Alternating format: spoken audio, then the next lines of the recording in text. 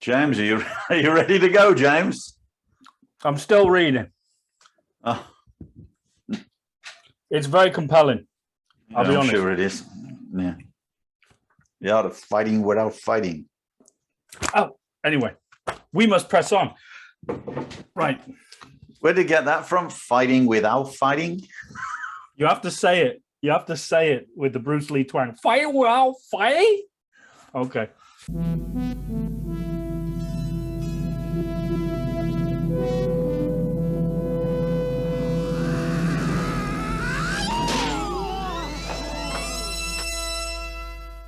You fight before? Yeah. You good? Yeah, I'm good.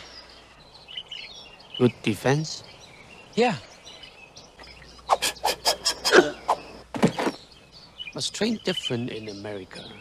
Your defense stinks. You are the new student. Come closer.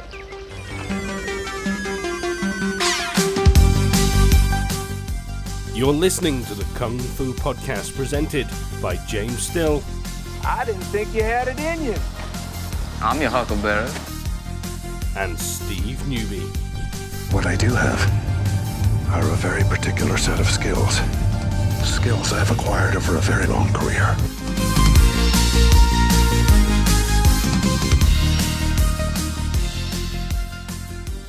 Ladies and gentlemen, welcome to the show. My name's James Still. We're on, and I'm joined as ever by Mr. Steve Newby, my teacher of many years, from Kelowna in Canada. Hi, Steve. How are you? I'm fine, thank you. Right, we've got a bit of stuff to talk about today. Which, yeah, I guess. Yeah, we haven't been on for a couple of weeks. Yeah, that's true. Yeah, we've been busy, and it's fair to say we pulled out all the stops on this one, haven't we? Well, I mean, we've done actual show prep. Yeah, that's unusual, really, isn't it? It's just you would just normally just bitch. It is. It's true. We do do a lot of bitching, but the reason we did the show prep is because we need a bit of. We want to talk about the subject, but we needed the context to do it in, right? Yeah. And the problem is that context is a very important thing. Particularly if you're going to comment on YouTube. Now, yeah. God bless you all. We've talked about it before, haven't we? Yeah. And now we've got to. Yeah. Oh yeah, absolutely. But yes, we do bitch. Yes, we are.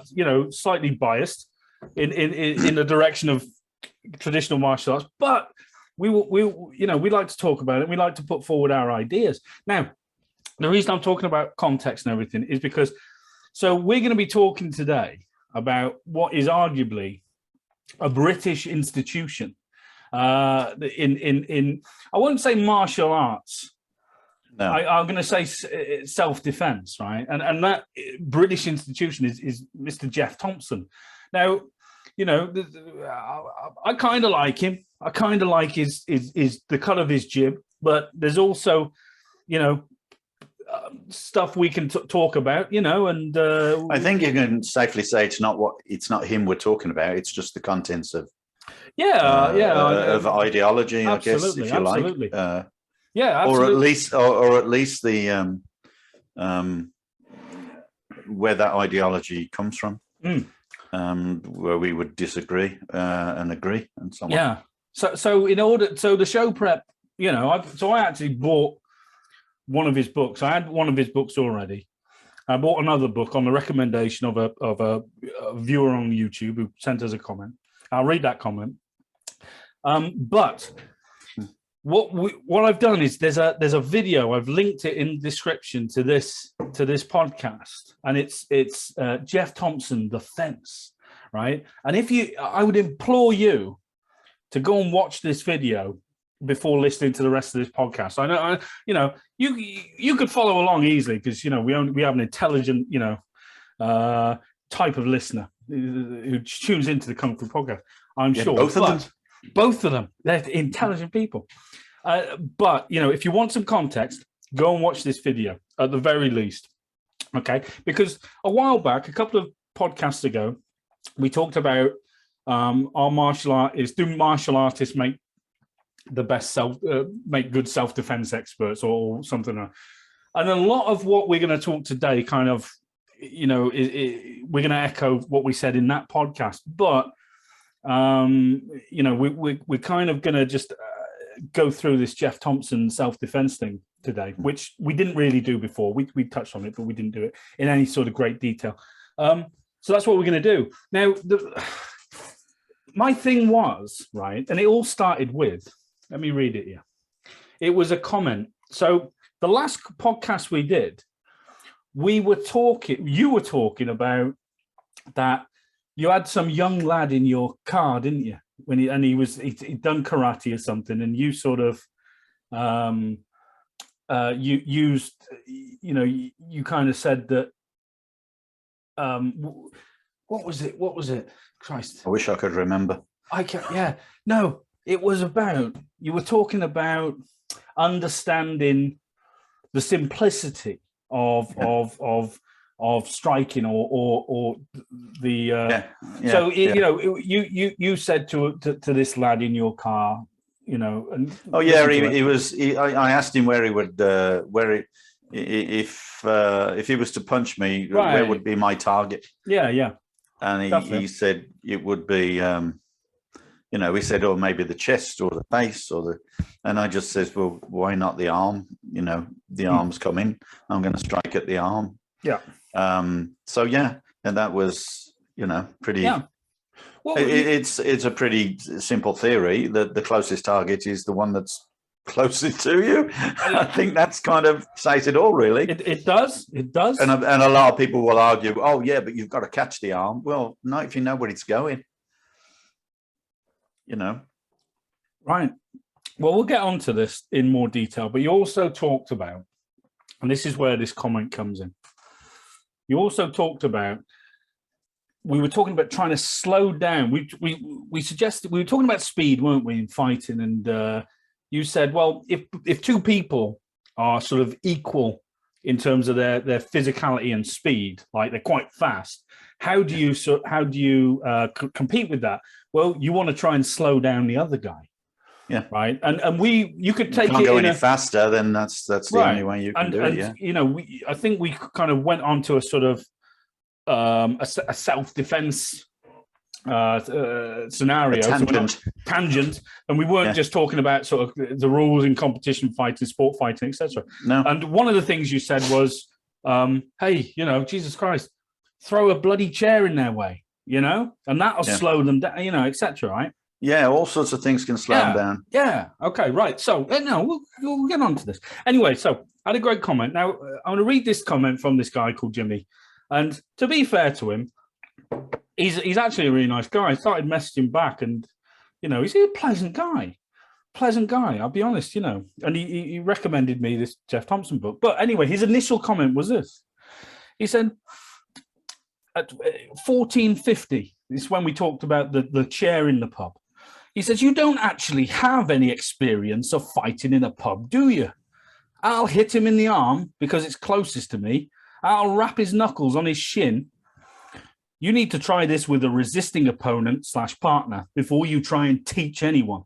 And anyway, you should be well past physical solutions after this length of time training. Have a read of Geoff Thompson's book, The Art of Fighting Without Fighting. And I went out and I got this, right? And we'll talk about that. But that was the first comment. And have you ever watched that Planes, Trains and Automobiles when Steve Martin, he gets to the empty car lot? You're messing with the wrong guy! And I went like that. I was going, ooh, okay. So I was like, boom, boom, boom. And I send this back. And I replied with a comment, basically, kind of going off on a bit about Geoff Thompson. And it was a bit salty.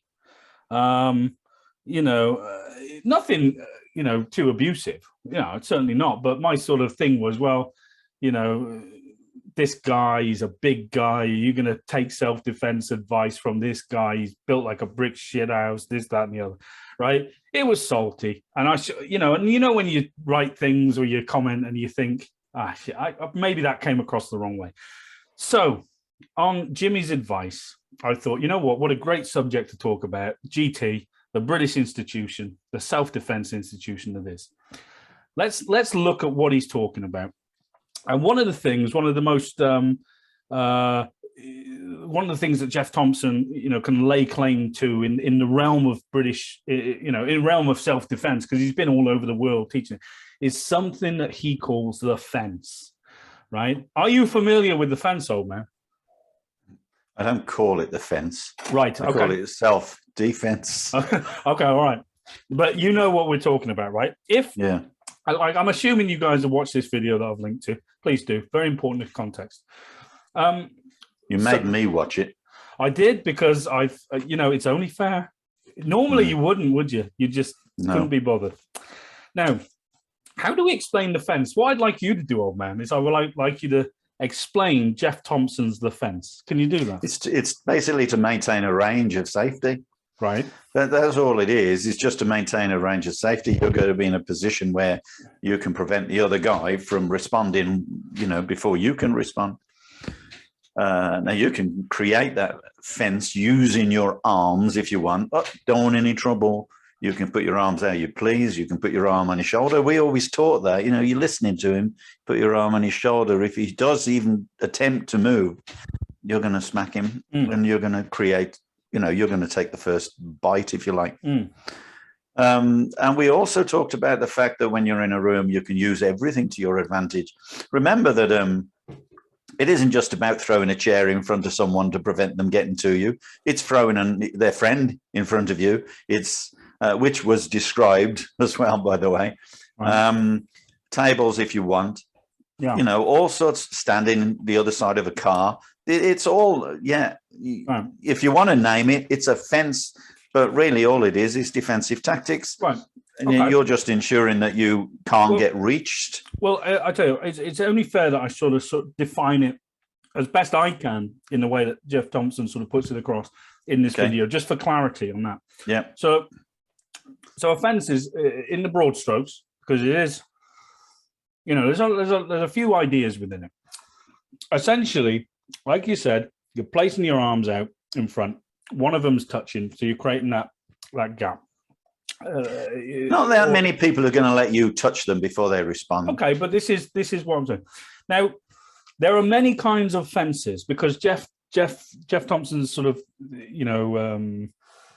idea is, okay, you want to protect something, put a fence around it. Hey, great, no problem. Yeah, we like that. I get that. Many types of fences. Okay, you got so you got a passive fence, right? You've got a staggered fence, and I'm listing them because this is on this video, right? You've got an exclamation fence. What are you doing? And remember, at all times, you're sort of in close proximity to this person, if not actually touching them, but you're close enough to be able to hit them. You've got an intermittent fence, where you're touching them, and okay, all right, so constantly you're back and forth, but you're aware of your range. You've got a reverse hand fence, if you're right-hander or whatever, or you'd be out there. A reverse hand fence. You've got an invisible fence. What do you think an invisible fence is? Any idea? No idea. Just keep your arms down. Yes, it's Nazim. Yeah, there you go. Yeah. Invisible fence, right? So you're aware that something might, so you want to be ready to put your hands up there. You've got a double fence, which is for multiple people. Say if you've got 3 people, you'd be touching one, touching the other, going from, you've also got, this is where it gets kind of, a bit more interesting, I think. We talk about a psychological fence.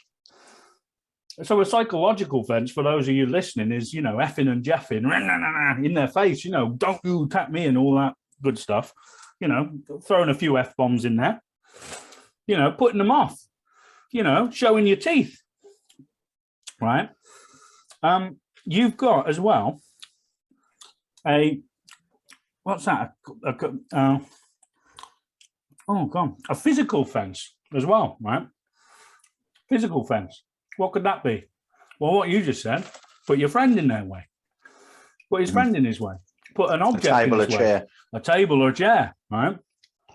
And we can come back to the chair because when Jimmy sort of commented, he did say at one point, "I've never thrown a chair in a fight."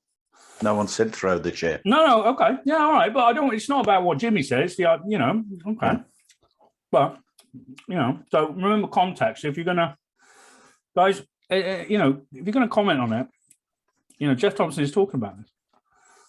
So you've got lots of different types of fences, all with the sort of predicated on you trying to deliver, essentially a preemptive strike, but getting close enough using artifice. And we have talked about this way back in like the first 10 podcasts. I can't remember which one it was, but we were always talking about stealth. When you look at fighting, we say, don't we, speed, distance, and timing, right? But what we don't often talk about is accuracy and stealth. And stealth, is an important thing, and that's essentially what this is. Well, I think there's an awful lot to be going on there. I do like his psychology. I like the way he kind of he emphasizes various items in psychology. What you're going to do this, how you're going to do that, and so on. There's a lot of things that I would comment on, or at least, he may well mean the same thing, just as we may well mean the same thing he talks about. Yeah. But one of the things that you really don't want to do, people, you've heard of a sucker punch. Everybody knows about a sucker punch. Yeah. And the problem with an awful lot of people is they are too focused on being in someone's face or watching them there. They're not really looking anywhere else. They got no peripheral vision. So the closer you go, the less peripheral vision you have. And so that's going to make it very difficult for you when he says, I'm going to do a hook. Well, the other guy chooses to do a hook. You may well get that, a lack of peripheral vision is going to create a problem for you. Also, for most of the video, you didn't even consider kicking in the groin until right at the end. You're going to stand there with your arms up in case he moves his arms. Yeah, he might move I might move back, but the reason he's moving back, as he moves back, is dropping a kick to your nuts. So there's all sorts of things that, people have an awful lot of, they dictate the way that they want to fight. And of course, they try to tell people how they should fight. And it is a total amount of the amount of experiences he may have had and so on. I absolutely get that. Now, how they should fight, right? And this is, and I don't think Geoff Thompson particularly does this, but we have to acknowledge a few things about Geoff Thompson. Okay. So, but before I acknowledge these things about Geoff Thompson, it's worth saying, right? And we've always said this. This video goes back 20 years. And these books go back like 22 years plus. Okay. Yeah. Now, theories, ideas, they're in a constant state of fluctuation. You've always said to me, old man, avoiding impermanence, things are always going to change. So your ideas are going to change. Okay. Mm-hmm. But I think, certainly, it's been put out there and Geoff Thompson has made a lot of money off these. So I think we can comment about it on that sort of premise because it's out there, it's still out there, and I'll be honest, I'm damn sure he stands by it now. And so there's got two books. I bought this book. It's called 3 Second Fighter years ago. It was maybe 15, 16, 17 years ago, and that's basically all about the fence and preemptive striking, right? And it goes into a bit of detail about all the psychology, the stuff that we kind of like and everything. But then there was the follow-up to that book, and it's what this guy Jimmy sort of told me to go and buy, The Art of Fighting Without Fighting, which was released about a year after that book, maybe 2 years after that book. And all that is about is avoidance. So, if you're going to have a god, you're going to have a devil, right? So this is basically it's brother and sister book. This one's about how to avoid it, all the psychology and the escape without having to go into a preemptive strike at all. And the other one is just about that preemptive strike, So going back to sort of talking about Geoff Thompson, when we have a lot of, and I'd like you to comment on this, when we talk about a lot of people doing teaching self-defense, okay, it's fair to say that, I mean, Geoff Thompson is a big guy, right? He is built big, you know, and he's not afraid to get. He doesn't look that built now. Oh no! Well, he's a big guy. He's had his claim to fame is like over 300 scraps, and we'll define that in a sec, you know. But so he's had a bit of experience, to be fair. Yeah, but how many of those fights are against people who can fight? Right. Okay, but we can go into that. But the thing is, I would say, is one of the big pet peeves about looking at or listening to people who create their own martial art, self-defense systems, is it's based upon their experience. And their experience is purely, you know, gathered by their build, their It is, psychology. That's right. And of course, their choice of development. Profession. In other words, many of them do join a martial art and then, you know, they get tired of it, or they get limited to it or by it. And of course, it totally depends on the kind of martial arts they've done as well. So then they can comment, oh, well, this martial art doesn't work. Well, we're first to tell you that a lot of martial arts do not work, because nowadays they're taught by people who know nothing about martial arts. There are many styles that we shouldn't really name, Taekwondo or anything like that. But and karates, many karates. I'm like Michael Jackson in that meme. Yeah, tell me more. Yeah, so it's, you know, you get these kind of base styles, and you get a lot of fitness, and as you said, you know, doing push-ups or punching the wall or punching the build you up. Well, that kind of thing might build your body up a little bit, but I mean, there are many comments I'm going to make that are going to be all over the place. I'm just going to be flying all over the place, because I haven't preempted this argument or this thing. I've got a suggestion, but a lot of these people who turn around and say martial arts don't work, I would suggest that the majority of these, not all of them, but the majority of these people came into martial arts and took a road into the sports side of it. So, well, no, but I think they've taken, I'd say often they've taken the wrong road. And I would agree with them when they go, yeah, this martial art wouldn't work, especially if they've had some kind of experience, if they've had a job that requires that kind of experience as well, like Geoff, for instance. But one of the things that I really want to comment on is the guy that said, you've never had a pub fight.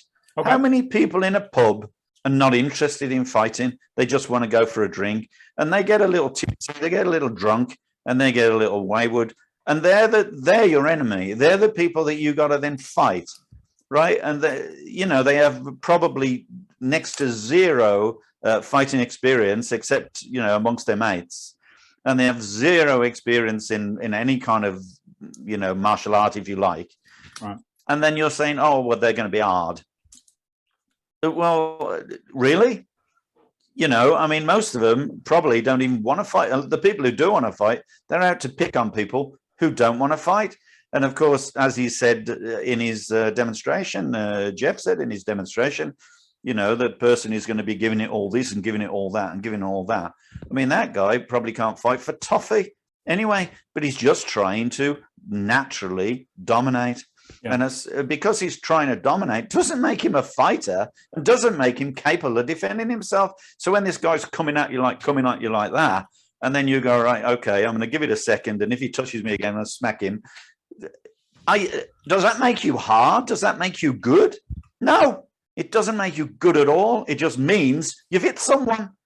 You've hit them because you didn't want to be hit. That's what's called a preemptive strike, for God's sake. So why the hell do you suddenly go, oh, how many pub brawls have you had? How many pub fights have you had? What a load of shit. Okay. I think you'll find that people who road rage is far more violent. Road rage, first of all, they're already angry. Secondly, they're not drunk, right? Yeah. So don't you think that they're going to be a little... Why didn't he say, Oh, how many road rage fights have you had? Yeah, how many times have you I've seen the way you drive. Yeah. How many times have you been accosted by people on the road who just don't like the way you drive, or the fact that you've cut them up, or the fact that they cut you up, but you argued about it, and then they just come on to you and say, yeah, what? So you honk someone, what do they do? Turn around, finger up. What do they do? I hate people sticking their finger up. I've been out many times at a car, even here in Canada, and they're polite. Their road rage is so polite, it's untrue. Brilliant. But because they don't like. I teach driving instructor now, so you get a lot of people who hate being behind a learner, and they hate it, and oh Jesus, some of them are so aggressive and ignorant, ignorant. And then you get a lot of in this country here, where I am at the moment. There's so many people, homeless people, druggies, and so on, that just walk across the road. Nobody honks them. Yeah, except me. So, because they think, if you honk them, you'll just get into more bother, and you do. But at the end of the day, it's like educate them.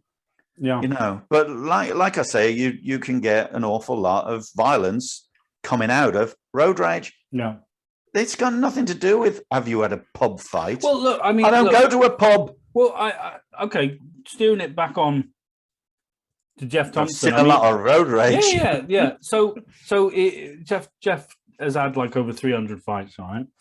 But I think if you put yourself, okay, and I know you want to define fight. That's fine. Yeah, I want to define fighting. That's fine. Now, but I would say this. I would suggest this, right? If you go, into an industry such as being a doorman, okay, especially in the 70s, 80s, yeah, when we're talking about unregulated door work. Now, I'm not taking it away from not at all.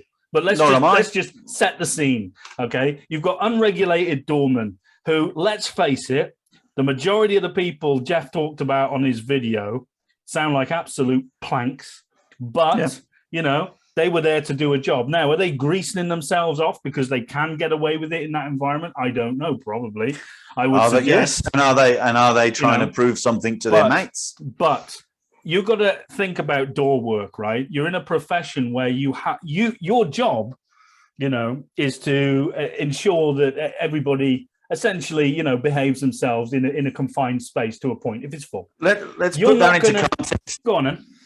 I'm going to put it in context. You're in a gang. Yeah, because safety. You're numbers, amongst friends. Yeah, 100%. And you've got numbers. Yeah. If anything goes wrong, first of all, you're trying to prove yourself to other people. You're trying to prove you're hard against people who are just having a good time or a bit tipsy half the time, right? Some of them are angry. Some of them are aggressive. Yes. So yeah, absolutely. And then you're trying to prove yourself with your mates, and that's a natural thing. So let's admit it, right? And secondly, damn well they've got your back. Yep. So whatever you do is going to be covered, right? So yeah, you might have the guts to throw the first punch at someone who maybe didn't intend to fight. Maybe he showed you a bit of aggression. Maybe he's made the wrong move, and you've made him, angry as well because of how you respond. And of course, it's a learning curve, isn't it? Every single person is different. Yes, there are basics. Yes, I agree with Geoff.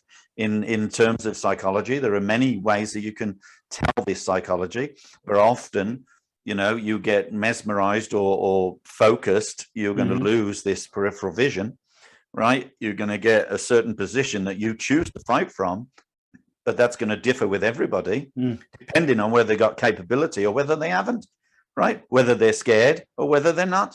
So, but he mentions that, and he's put it into context, but going back to what I said, in the 70s, my brother was a bouncer, and I used to go to nightclubs, obviously, as a youngster, and I watched these bouncers, and, I was at a 21st birthday party, and the guy who had the 21st birthday was smacked straight in the mouth by a bouncer who actually lunged across the room to smack him.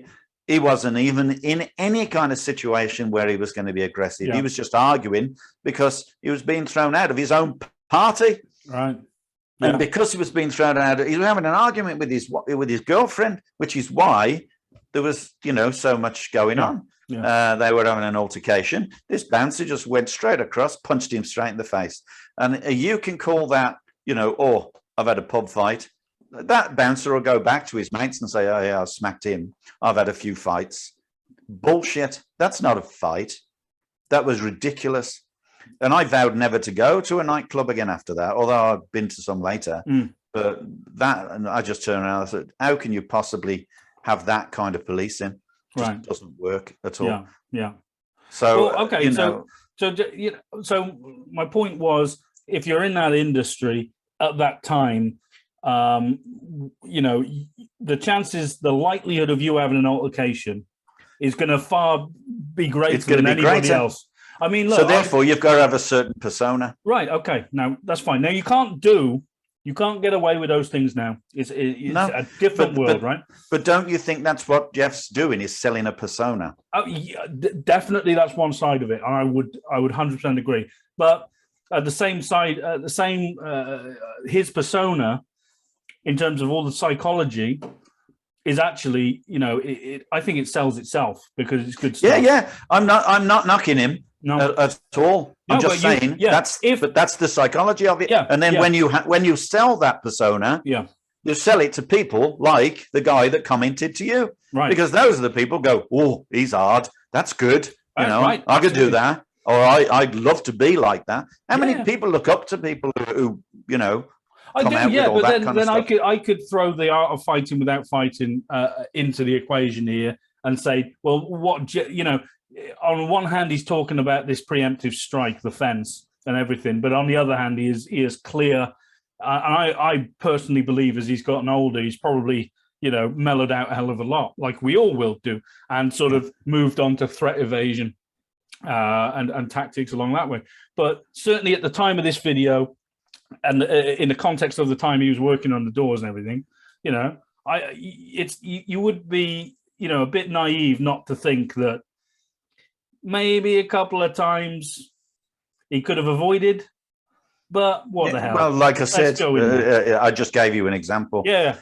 They can be avoided like the plague. Now, Geoff classifies fighting into sort of three, in the broad strokes, remember, people, it's up to you to do your own research, right? But into essentially three categories of fighting, right? So you've got your ambush fight, okay, which is like your sucker punch.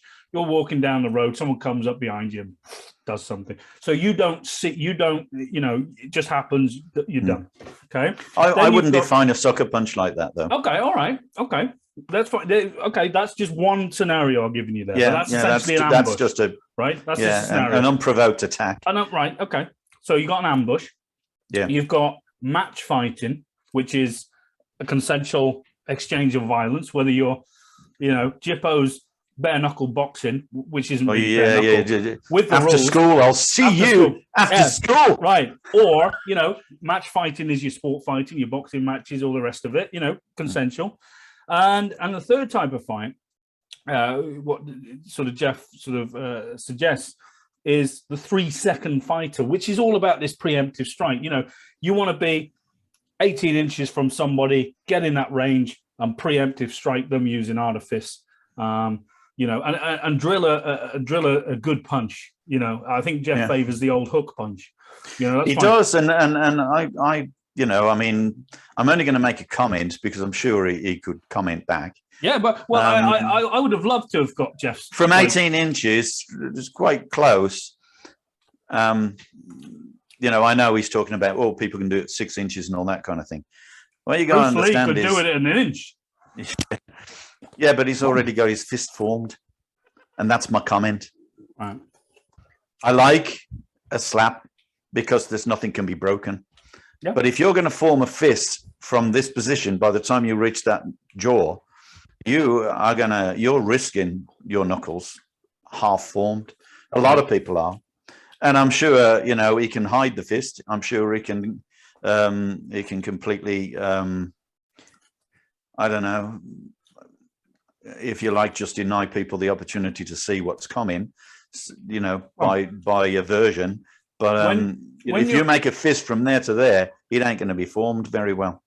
And that's my one comment about, you know, choosing to punch people. Okay, so if we relate this back to when we talk about traditional martial arts, right? Kung Fu, which is what this is our expertise, right, if you like. So, if we're looking at Kung Fu, why are we an open-handed style? Because it's the fastest thing to do. Right. And we've discussed this on other ones. It doesn't mean you don't punch someone.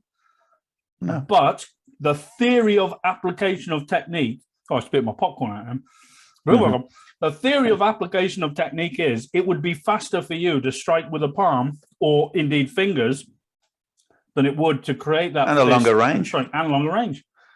Yeah, right. And more hidden targets. You know, it's very difficult to punch someone in the throat with a big full fist. No. You got that wrong. Geoff doesn't recommend hitting anyone in the throat. No, he didn't initially. The situation was life-threatening. Yeah. Quote. Okay. The rule of self-defense, hit and run. I've never hit anyone in the throat. It doesn't matter what you attack with, as long as it's a stopping technique. Okay. Yeah, that's it. You're built like a brick shithouse. So define stopping technique. Stopping technique is whatever you're going to use in order to stop them. Now that would totally be defined by your build. If you're a big guy, you can use a punch, no problem. But if you're a small girl, you're just going to break your fist. So if we look at the theory and application of traditional martial arts, namely Kung Fu, I'll just pluck that out of the air. Why do we train with fingers? Why do we train with single knuckles? Yeah. Why we're hitting with smaller edges, safer, we're preserving ourselves, etc. Right? So, but it's also very fast to be able to move from one technique to another. And of course, you can say, "Oh, I'm just going to do one punch." Well, if that punch don't work, are you waiting to see if it works, or are you actually going to throw 3 or 4? No. So like he said himself, you go to annihilate the person, take them off the planet.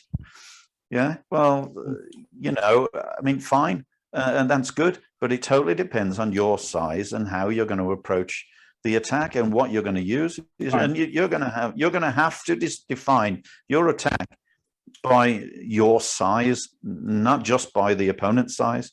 If you're a small person, you're going to be going for the throat and the eyes and everything else, because you are not going to have the energy or the power to be able to knock someone off the planet with a devastating punch. And you're not going to do that. Yeah. If you're a small guy, or if you're a young girl, you're just not going to do it. Yeah. So that again, that's coming from a person who's had experience because of his size in relation to other people. Right. You have to take that size into consideration with every individual. And when you're teaching self-defense, a lot of these self-defense courses, you see them, all they've got is big guys. Right. Well, because the small guys, they don't survive. Okay. So it's funny you mentioned that, because if you go on YouTube and you type in Geoff Thompson Animal Day, which is another one of his books, go for it. Great. And it was a course he did called Animal Day. It's where you train at all the different ranges of combat, all the rest of it. Do you know? And this was going back, I would say, mid-90s or mid to late 90s when it was filmed. Okay. Spit and Sawdust Gym somewhere. I know. How many women do you think were on that course, on that video? Probably 0. There was no women there. No. Because it was a load of blokes, testosterone oozing. Yeah. All they wanted to do was whack each other. And, that's fine. But the point that we would suggest as traditional martial artists is a martial art has to appeal to everybody. Yeah. So basically what that is, it's self-defense to the people who don't need self-defense. I have to say, they do. Some of these people are ugly buggers. Yeah. I would know. I'm one. Yeah. No. Well, they're probably going to want to do it because maybe they had altercations that didn't go their way. Right. But maybe they just want to make sure that they do never have an altercation that doesn't go their way. But I'll tell you where Geoff Thompson does a real splendid job, I think. And I'll go back to this, what I sort of proposed to you earlier about the majority of these people who do these self-defense courses, because they've come from a lot of martial arts. I use that term loosely. Yeah, I do. That are going to emphasize above everything else sport fighting, ring fighting, whether it's boxing, Muay Thai, judo, jiu-jitsu. let's not kid ourselves. MMA, Thai boxing, right? So all these things exist in a sporting context with defined rules. Now, when Geoff Thompson, and what I absolutely salute him for talking about the psychology, the build up to fights and everything else. Yeah, I like his psychology. I can only repeat that. Because, and you know, you won't get that in the sporting arts, you know. No, because you're already in the fight. Yes, because you can't fool people once you're in the fight. Yeah. Well, you can feint and you can do various things and you can range, do different ranges and so on. No, but the violence is imminent. Yeah. So people are well aware of it. Yeah. And they're also capable of taking it too.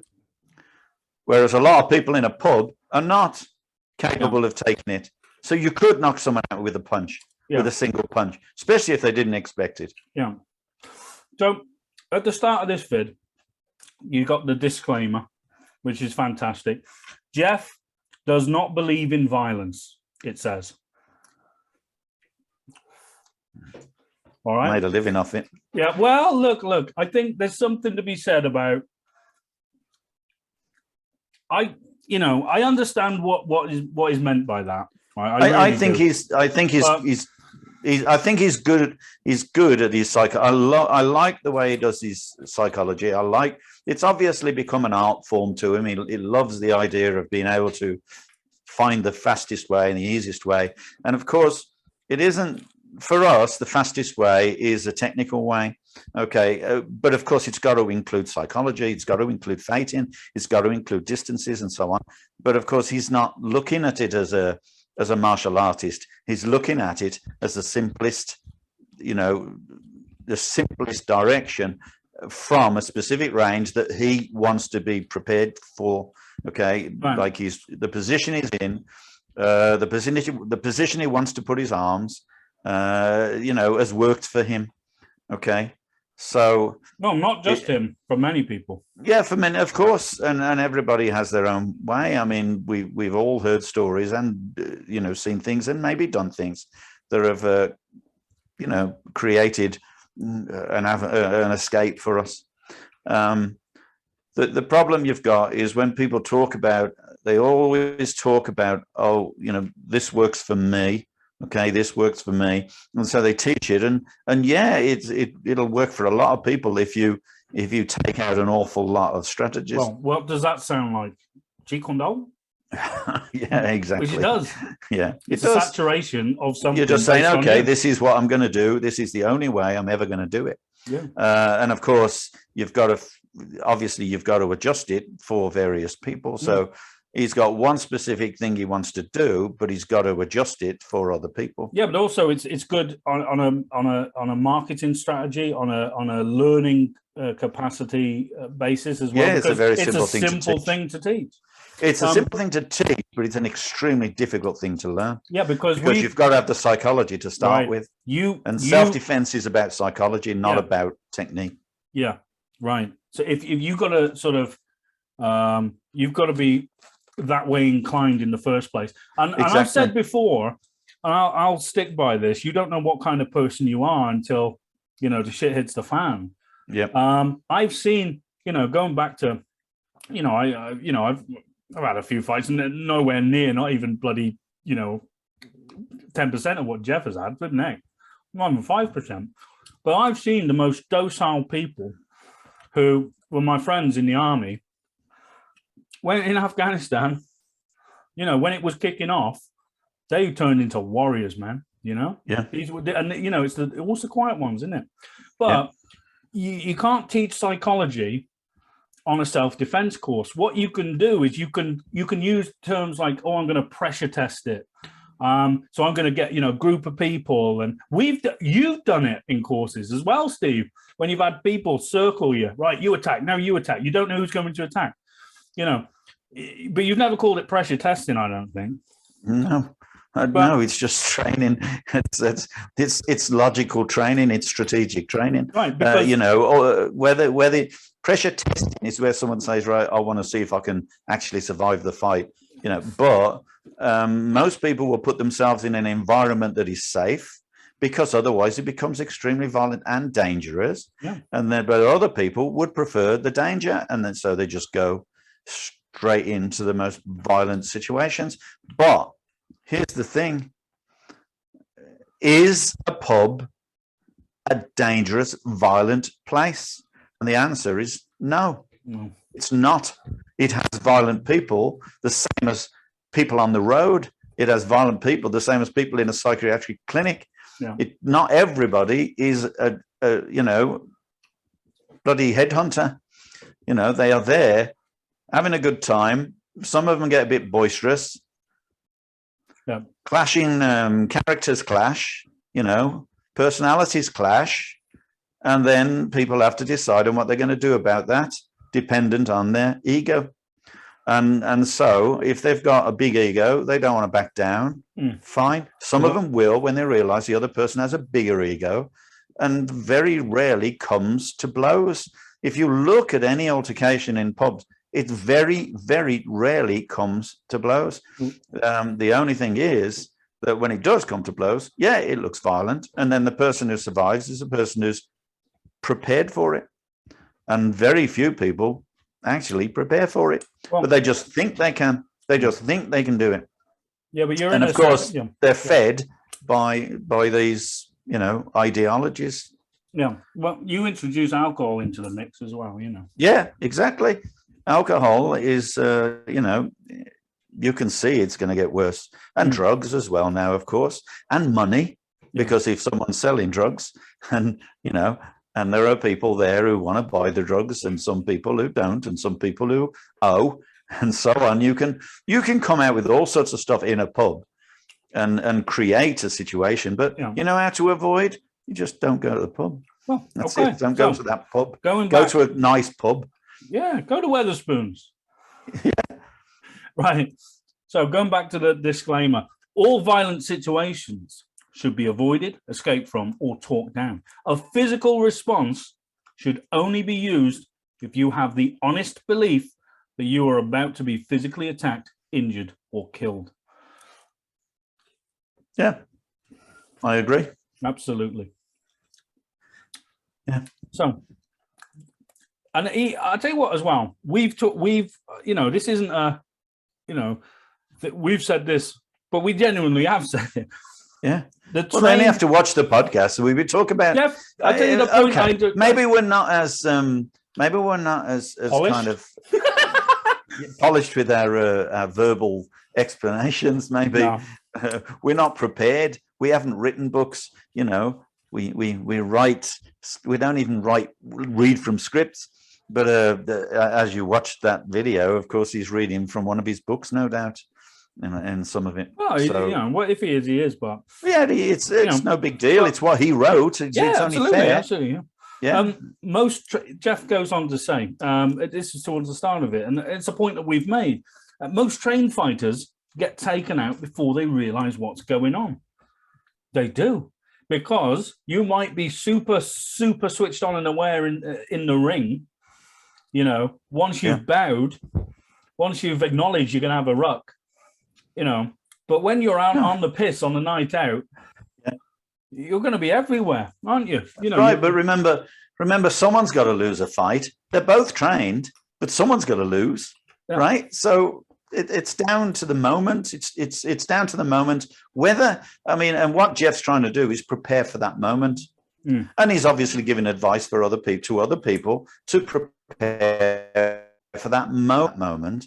And dependent totally on the capability that they have in that moment, in comparison to their opponent, and the depth of that this opponent is willing to go to keep fighting. All of those elements come into play, and you cannot foresee that. You cannot predict that. You can only do what you can do, and that's why he wants to finish the fight very quickly. And absolutely, I agree with him. If you can finish the fight very quickly, then you can. And unfortunately, you cannot say what you're going to do in order to do it. You can start from a certain standing point, a certain, start point if you want. But after that, it totally depends on what the other person's going to do. and how you're going to respond to it. See, as I'm writing sort of my notes going through this, I got to thinking about when we talk about responses, kinesthetic reactions. If we want to call it a reaction, is that is that right? Or is that kinesthetic reaction. If you're it's not a conscious reaction. It's a response. It's not a conscious reaction. I'd say a kinesthetic response because that has to be trained. Yeah, a reaction implies that you're consciously thinking. Yeah. Does it though? Does it? Am I just making a meal of that? But anyway. No, a reaction. You have to react. Yeah. A reaction is where you have to react to something that's happened. Right. Preemptive or shall we say proactive is preparing for it. I'm going to read you one of my notes that you might think is interesting because you use that word proactive there. Talking about preemptive strikes in relation to the fence, right? So I wrote down, I said, these are my words, although it's preemptive, the fence, because you're there, you're preemptive. Yeah. It's not proactive preemption, right? And what... I don't know what that means. No, I'm going to explain to you what it means, because you've just said it, essentially. So preemption, you're that close. Yeah. You're in the fence. You're now waiting for the guy to do something. He's still in control of when. But if you are proactive in your preemption, you're not going to want to wait. You're just going to go. Does that make sense? In other words, a proactive preemption is an attack. Yeah, but I think you might be playing with words. I think both of them. I think, well, what's the difference? Well, okay, so a preemptive strike, okay, is you're in range and you're waiting for him to do something to give you a trigger to do it. And that's the whole point of the fence, because as he says, oh, you're feeling the pressure. We'll talk about that. You're feeling the body, like, you're close. You're that close, right? You can feel energy. So if you're going to proactively preempt, then surely that's, instead of standing fast, you're just going to go bang like that. Isn't that proactive preemption as opposed to preemption in the context of the fence? Okay. Well, I don't know. What do you think? I wrote it down. I don't know. You don't know? Is it because hold that thought for a second, James. Right. Just pause the thing for a second. Yeah. Get your time in, because I've got to go to the washroom quick. Okay. All right. Go for it. It's amazing what theories you come up with on the bog. Okay. So a preemptive strike is something that you plan in order to win. Proactive is just being in a situation where you are prepared to use that plan. Yeah? Okay. For instance, like Operation Desert Storm, preemptive strike. Right. In order to destroy the enemy. Right. Or the enemy's ability to fight. Yeah. Proaction, or being proactive, is understanding that concept, understanding that you have to be in a position where you can win, always be in a position where you're never caught out. Isn't that just psychology, though? Yes, it is. It is in the terms of fighting. Driving proactively, for instance, is just keeping a space around you to ensure that you're not going to get caught out by someone, changing lanes or whatever. So in a fighting concept, it's exactly the same thing. You don't want to be caught out. You want to maintain a range. You want to maintain a hand position. You want to maintain a focus. And that's proactive, right? But preemptive is where you are actually planned an intention to destroy the other person's ability to fight. So you can use them in the two different contexts if you want. Being proactive is always maintaining your ability to do that. And a preemptive strike is an individual. Well, I would say, all right. Situation. So I would say then, all right, if you're saying proactive, I would just call it training. Yeah. Yeah, you're training to be proactive, though. Right. You have to. You can train and train and train, and you don't necessarily win because you train. You train to be proactive, and being proactive will you train with the right mindset then. And the right tactics. And the right so there's a lot of no, I absolutely I get you. My contention with my point was, the fence itself is not proactive, because you're entering a range that is dangerous to both him and you. It is. And you are waiting for him. Now, we've discussed, if you're a doorman, you can't just be attacking people. Fact. No. But this doesn't just apply to working in the doors. Geoff, read his book. We're talking about self-defense.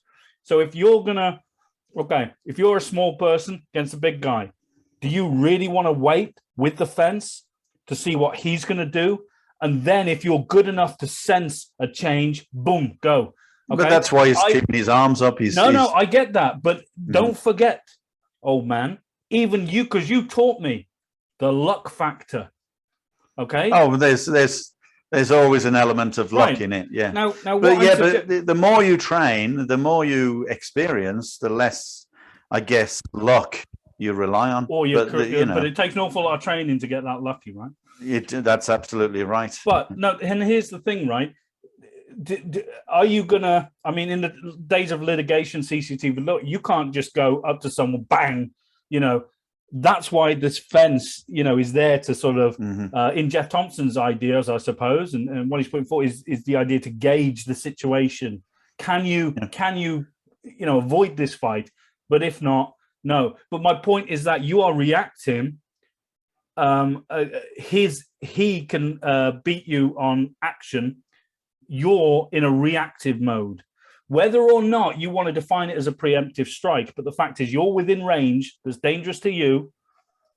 And if you don't know, is he got a good right hook? You see know. The thing is, you see, what Geoff is describing is his stand in a situation. He's got his arms up. He's not mentioned what happens when the other guy puts his arms up. Well, I kind of think he has in a way. In a way, let me just bear with me. No, so, he's looking for the other person to be violent.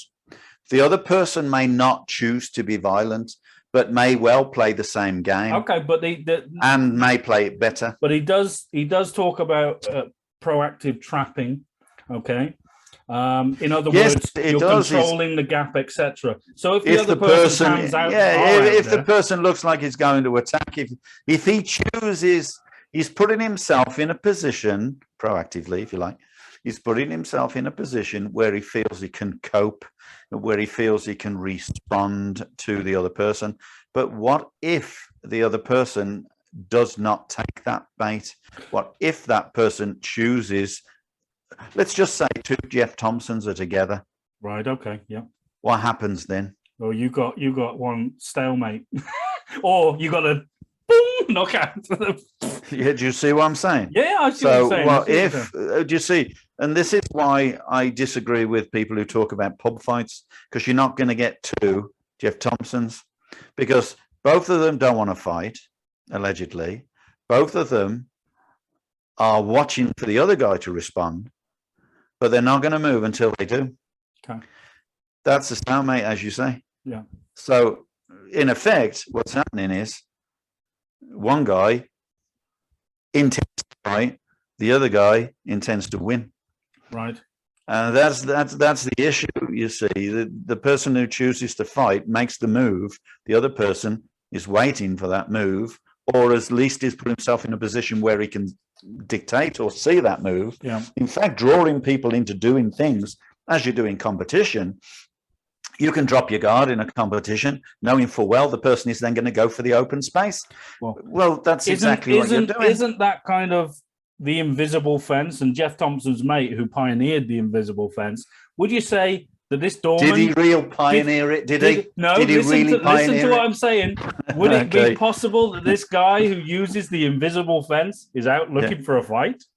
Yeah, it is. I mean, very much. Do you see what I mean? Like I understand, invisible, but if you're going to give him a target, Yeah. So it's questionable. Yeah. It's questionable. Well, it's questionable. And the psychology of it is questionable because obviously he feels, he's hard and he's gonna take anyone on. Yeah. And the thing is, a lot of the time they're prepared. They'll know they can take it. How many times do people throw punches? Sometimes they're actually useless punches. That don't make any. And I've done it myself when I was a youngster. I threw loads of punches at someone, and they didn't fall down. Yeah. And I had to hold them down. Huh? And it's kind of you think, why didn't he go down? Oh, that was the best I could do. And it's just. People are scared.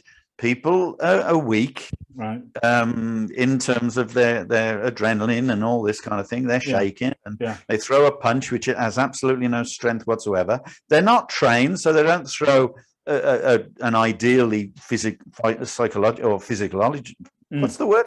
Physical. Physiological. That's the one. Little. Technique. Yeah, one of them. Yeah, a technique that is strategically useful. Yeah. And so they throw punches. They're actually going to glance. They're going to hurt, but they're not going to, stop, and so on. Right. But doesn't this go into the argument that people have against traditional martial arts where they turn around? Well, your what do they call it in your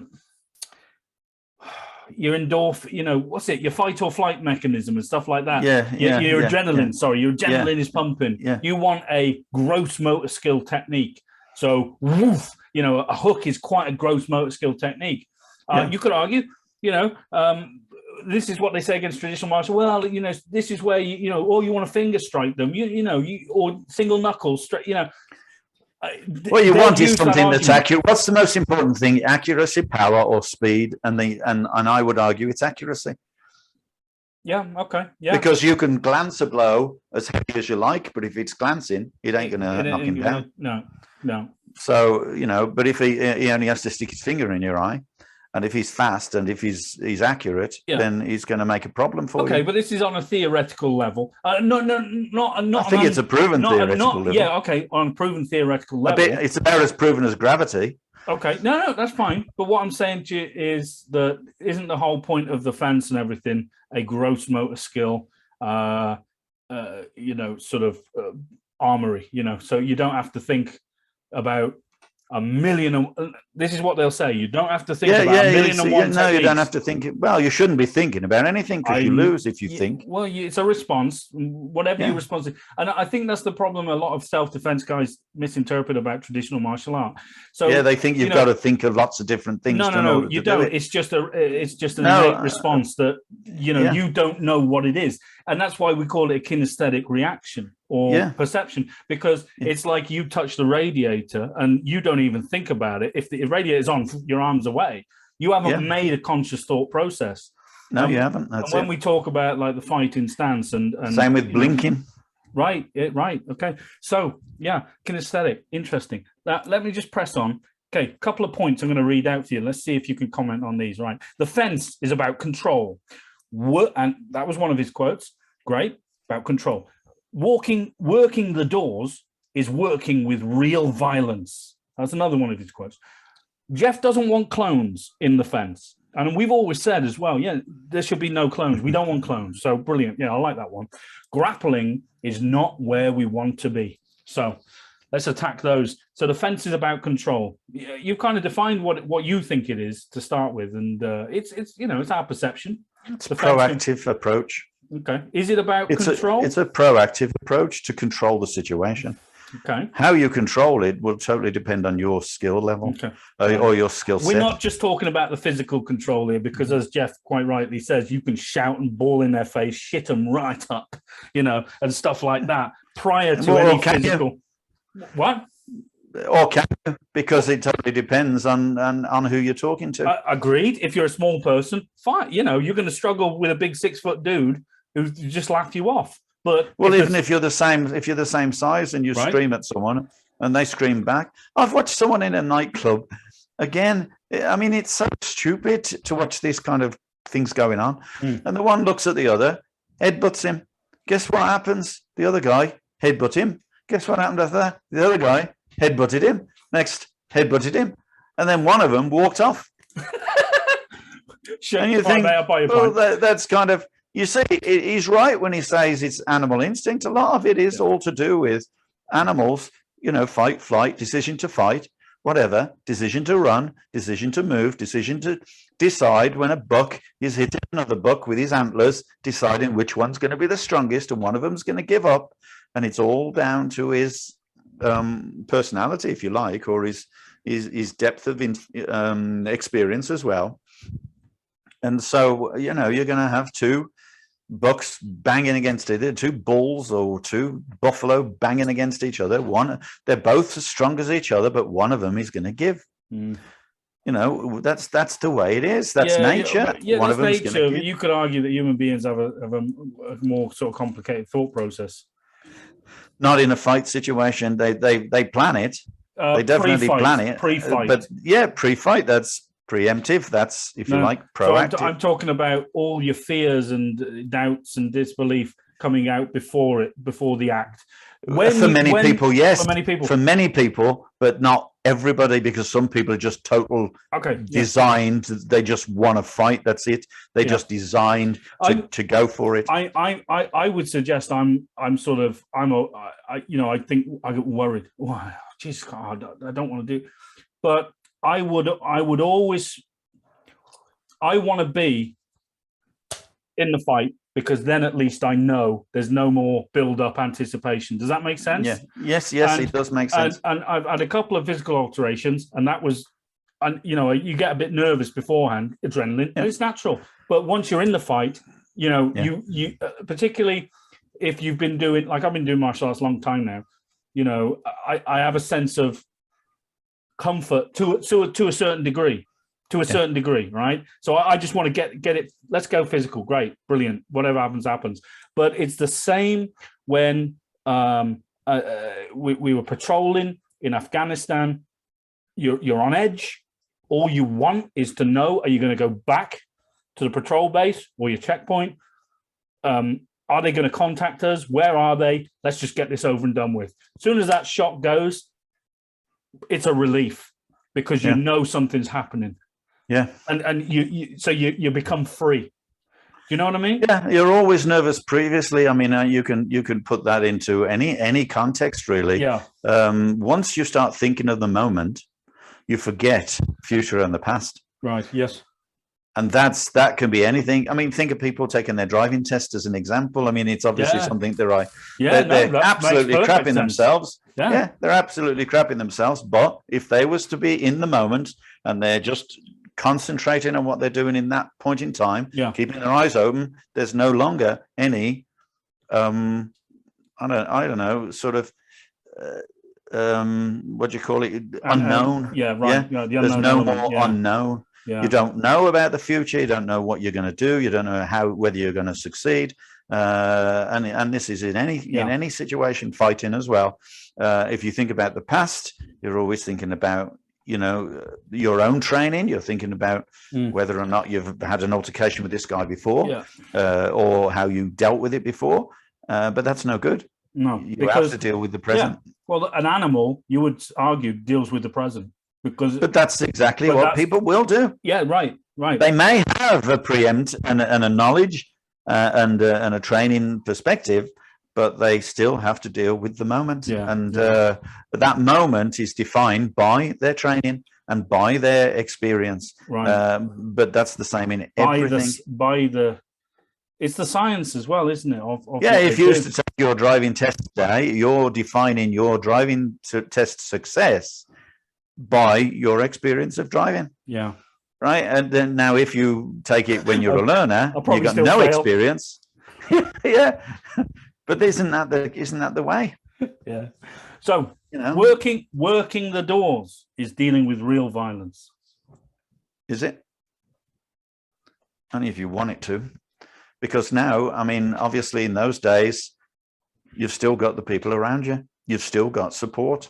You're not there alone. You're there alone for a moment, right? And that's it. Okay. So it's not.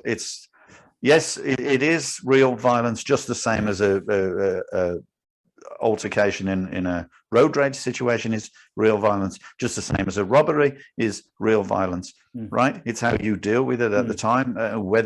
You've got to put yourself forward, like you have to in like an Afghanistan situation when you're out on patrol. You have to put yourself in that moment, in the event, and you've trained for it. Well, that's what doormen do. You're in a situation that you're quite prepared to be in. Yeah, exactly. And that's right, but you're prepared to be in it. But what about the guy who's arguing with you? He's not prepared to be in it. He only finds himself in it. And sometimes it's his drink that he's talking to you. Right. Yeah. And that's why you have so many fights, because there's so much bloody drink. Well, they got to read this, The Art of Fighting Without Fighting, because it talks about all this. Geoff does. It's a great compliment book, but we're not talking about that per se. We're talking about 3 Second Fighter or the Fence. That's what we're talking about. Grappling is not where we want to be in a fight. No, you don't want to be on the floor. Right. And you don't want to be holding, you hold someone. He's already said that if he's holding someone down and he's down, now he's got a situation with people around him if they've got friends. So, grappling is not a good. No, it isn't. And we had a great conversation with Rash, who's very good at grappling. Proven. He'll do very good. Everything. He'll go out and compete against these people. Now, but he will turn around and say, on a street, you don't want to be on the floor, bugger off in the street. No, not at all. Now, isn't it interesting how when people mention like things like complete fighter, and I want to train for all ranges. Now, that's fine. That's fair enough. I understand that. But isn't it interesting if someone like Geoff Thompson turns around and says, well, we don't want to do grappling. But then those very people will turn around and say, well, Kung Fu doesn't go do grappling. It's useless. And I would turn around and say, well, it does. It does, but it's not the be all and end all. Yeah, exactly. And I think that's where we're getting to play with. So on the one hand, the interesting thing for me is you got a lot of people who watch the MMA because a lot of them end up on the floor. Yeah. It's now real. But when we're talking about self-defense and coming from the words of Geoff Thompson now, you don't want to be grappling in a self-defense situation. You don't want to be on the floor. You don't want to be on the floor. But if you are on the floor, right, it's one-on-one, you're going to have to deal with it. You're going to have to get up bloody quick, best you can, do something nasty, stick your thumb in the eye. Because if you're down there, as long as you can fight from there, then right, okay. But the point is, I just find it interesting how we've got this sort of juxtaposition of opinions against people, I'm of the same opinion. I like Geoff's attitude to it. I am of the same opinion about his psychology. My argument is not about his psychology or his strategies even. No, my argument I think they're great. Is about, fighting situations that have arisen from being on the door or being in a road rage situation or being, in an argument with, your girlfriend. Do you know what I mean? It's just, these are different violent situations. Right. And someone will say to me, oh, what's fighting with your girlfriend that's not problem. It is if she's got a frigging big knife or something like that. And have you ever seen a wild cat? I know you have. Yeah, we have. Yeah. I know what you mean. Right. So moving on. So, okay. Geoff talks about awareness, right, in his thing, and he talks about you should always, sort of go around, possibly, he calls it a code yellow, right, and it's sort of like, constant state of awareness, but whereas code red is sort of like, imminent. I like I said, read the books, guys. Read the books. He goes into. I think it's what the point is. I call it paranoia. Yeah, exactly. I was just going to say awareness. Yeah, you can be virtually aware. You can be partially aware, but you can never be totally aware, right? Because if you were, you would be literally paranoid. Yeah. If you spent your life on a battlefield where everybody's your enemy. Right. You are going to have major mental issues, as you already know from experience. Oh, you will have mental issues, because you can't stay in that situation. You can't sustain it because it's you too much energy. Yes. So yeah, so you are going to be in situation, and of course, at least Geoff gets to go home and can relax. Whereas if you're on a battlefield, maybe you can't. But you know, it's the same kind of thing.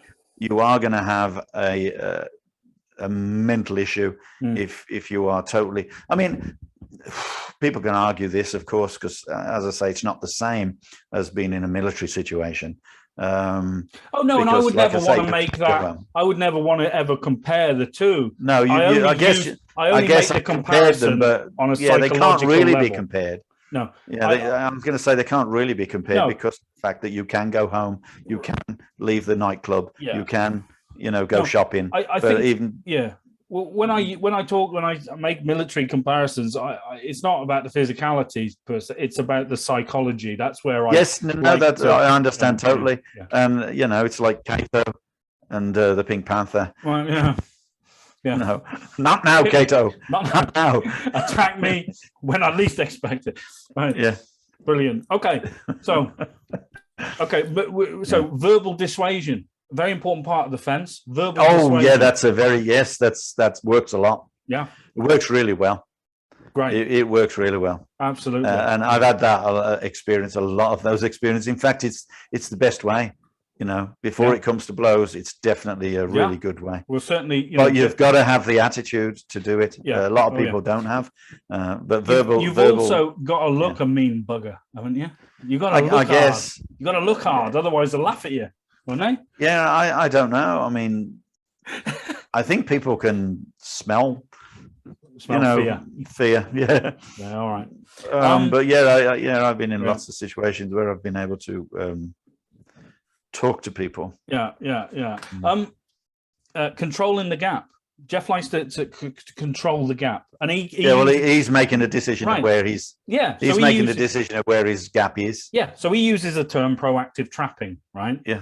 And bear in mind later on in the vid, he will critique traditional martial arts. They're all about blocking and countering. Okay, we'll get to that. We'll get to that. Yeah. But isn't it interesting how, coming from the background we have, obviously when we talk about things like proactive trapping, isn't it interesting how Geoff Thompson says it? It's something we would do in sticking hands, for example, as a training exercise, because it's not fighting everyone. It's fighting, right? It's a training exercise. Yeah, they watch sticking hands and they go, "Oh, you can't fight like that." Right. Well, you're not trying to bloody fight. You're building up a capability of being sensitive, just the same as like Geoff wants to in his own way. Exactly. And whether or not you are clinching, he's touching. But what is a boxer doing? What's a boxer doing when he's clinching? Same thing, etc. So it's proactive trapping. Bruce Lee might call it a hand immobilization attack for all you Tower Jeet Kune Do people. But essentially, isn't it interesting how these elements of traditional martial arts creep into these self-defenses isn't it systems? Funny? But they're never really, and let's be fair, everybody, they're never credited. They're never, and if they are, it's a very rare thing. But Geoff in his video used two things that we would disagree on straight away. One, he did karate, and I would argue, what kind of karate did he do? Yeah,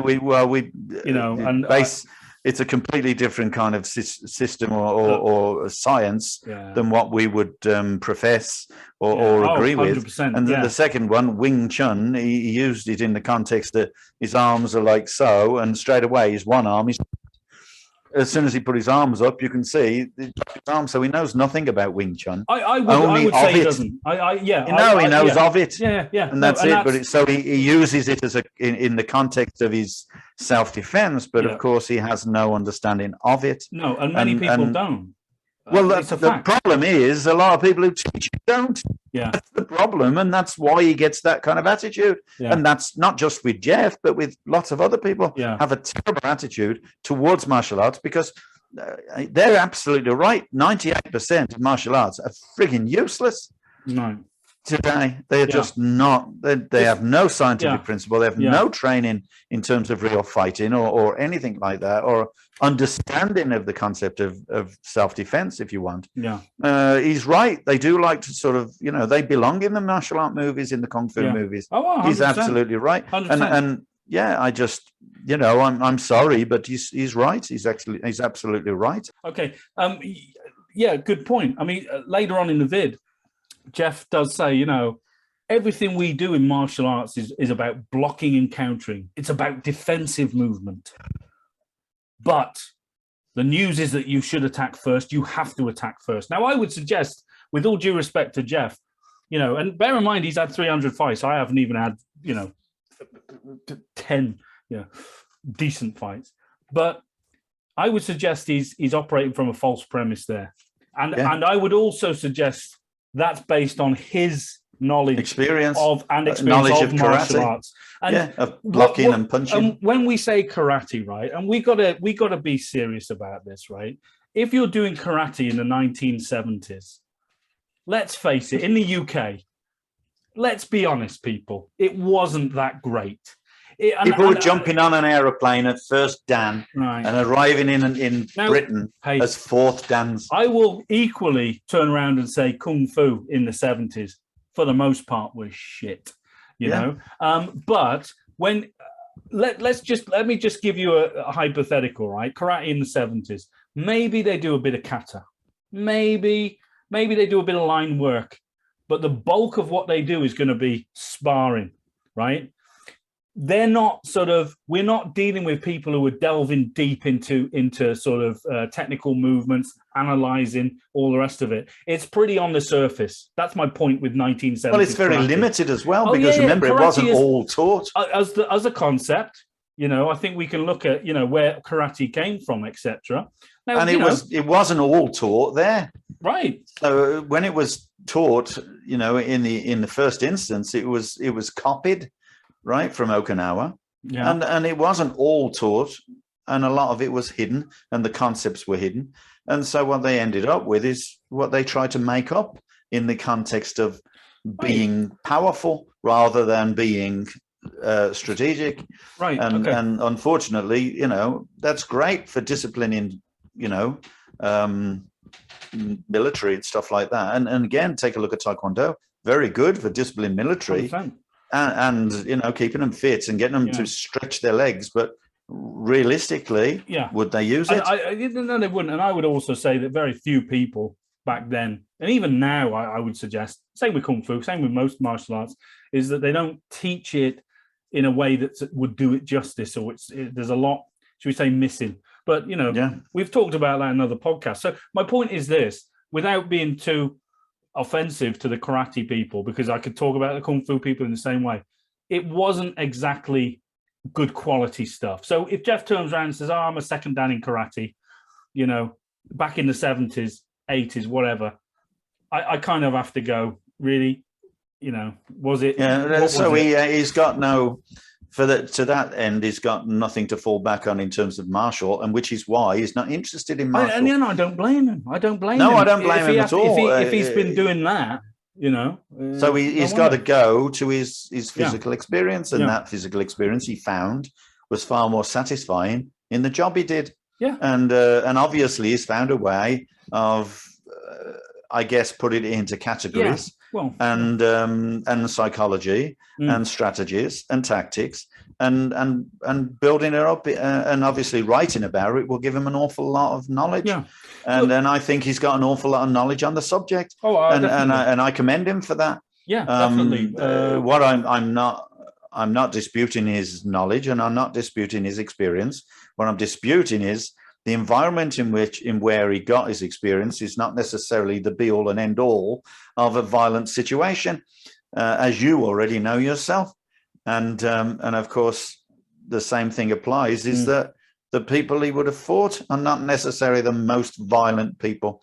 So it's his own experience, and that's great. Yeah.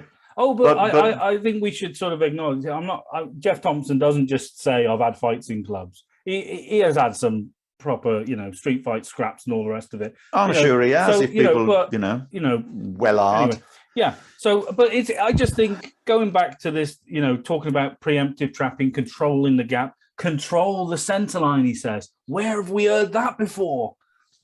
Yeah, I don't know, but you get it, right? So it's kind of my intention with this video was originally because I kind of had a biased opinion of Geoff Thompson. I thought, you know what? He's a big guy. He doesn't really. He looks mean.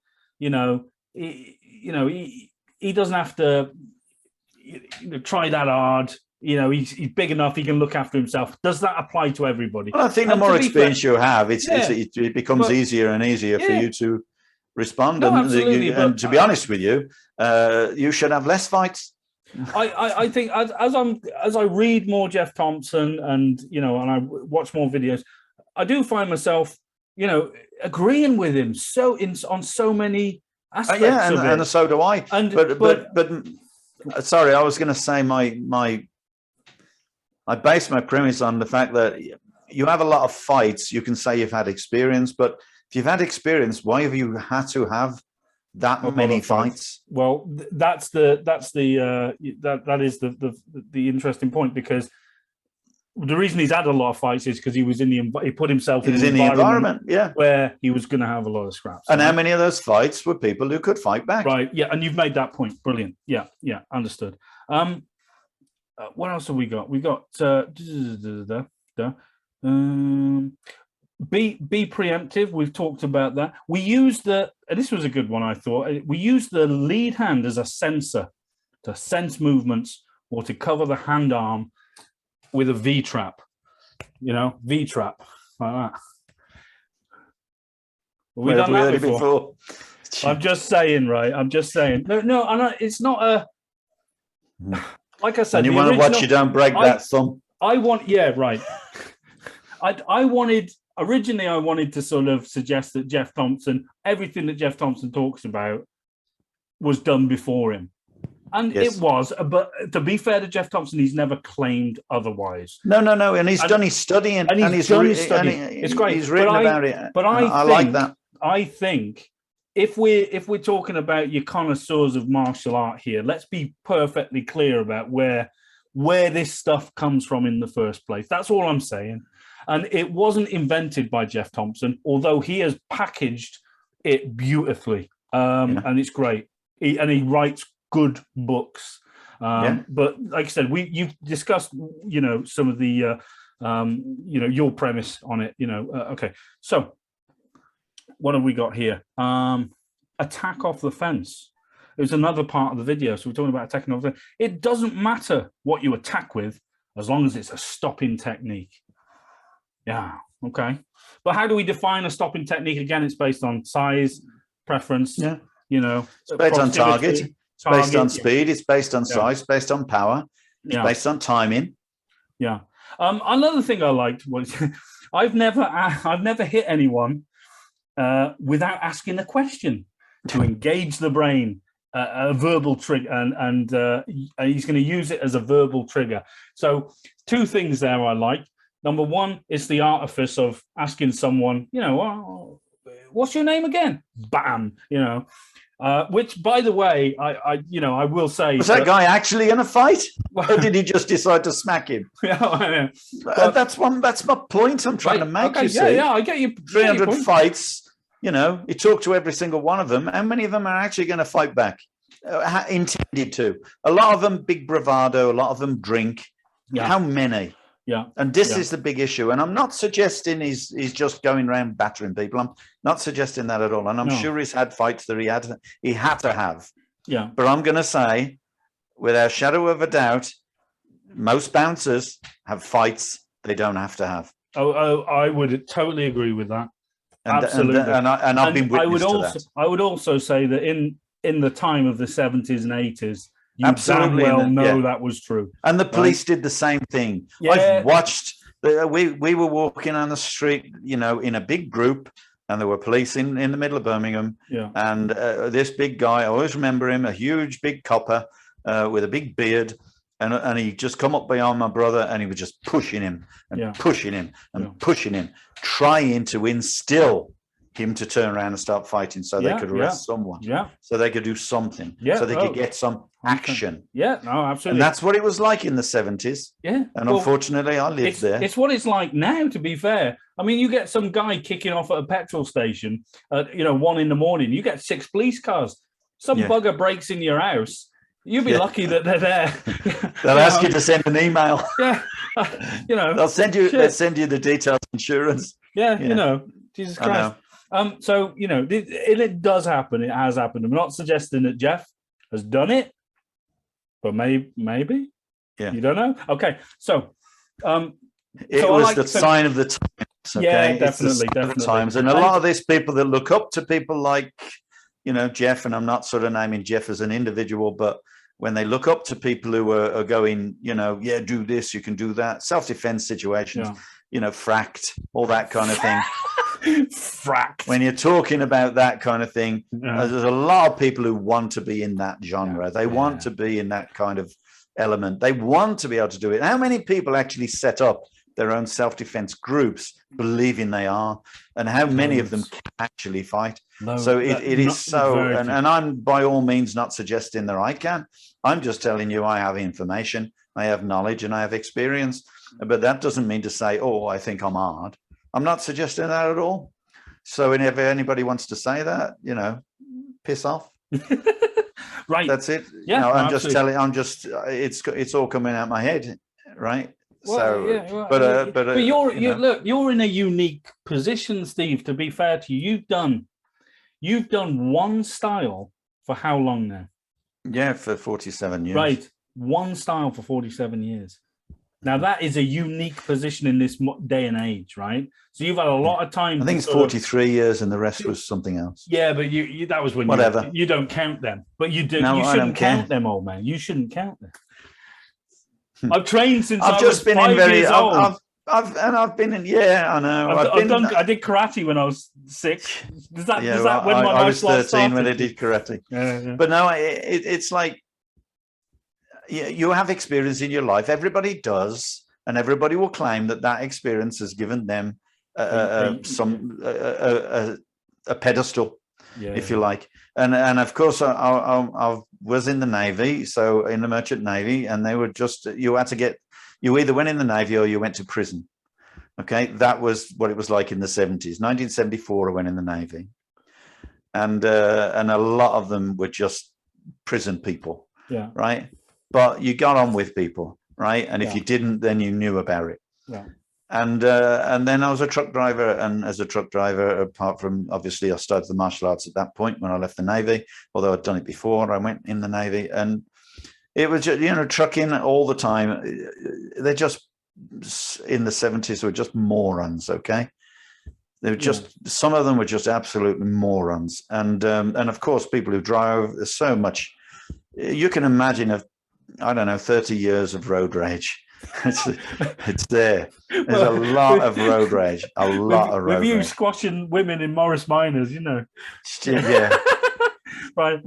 But I was first. I'm a truck idiot. I'm on a roundabout. Yeah. So going back to what I just mentioned, I've never hit anyone without asking the question.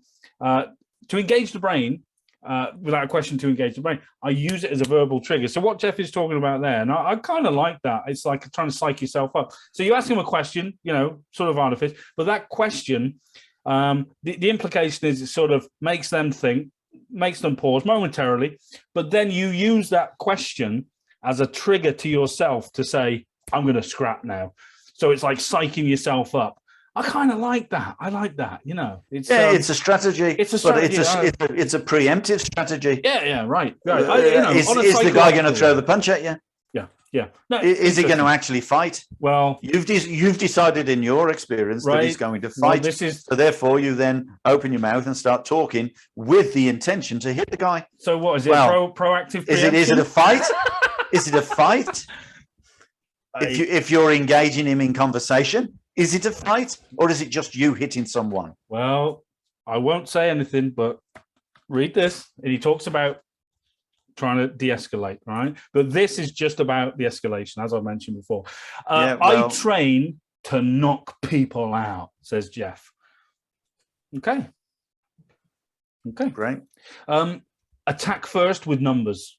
So, okay. Bum, bum, bum, bum, bum. Great. Okay. Punches in bunches. Punches in bunches. That's what Mike Tyson. Yeah.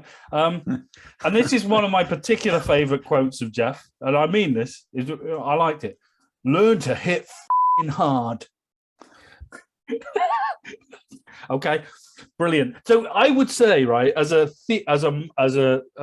traditional martial artist, I would define what hard means. Does he mean hard power, or how do we define power? Poke in the eye, striking? I don't know. So that's where I would go. Power. It depends on where you hit him. This is the point, right? But okay, so just on the side there.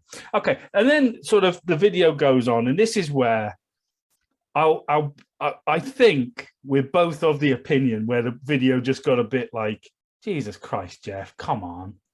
Do you know what bit I'm talking about? When he starts talking about his mates. Yeah. Right. All his mates have done this, and his mates done that, and this guy's done that, and so on. Right, Geoff, God bless you. I don't really want to know. But, he talks about Headbutt Guy, who is 20 stone, and he's had loads of fights, and he was a doorman. So Headbutt Guy would just go side of the head, boom, like that, straight in. That was his strategy, right? 20 stone of a headbutt. Sounds like he's from the Dirty Dozen, doesn't it? It does. And then then he mentions his other mate, who uses the KH method. Don't know what that is, but the KH method is disarming attitude.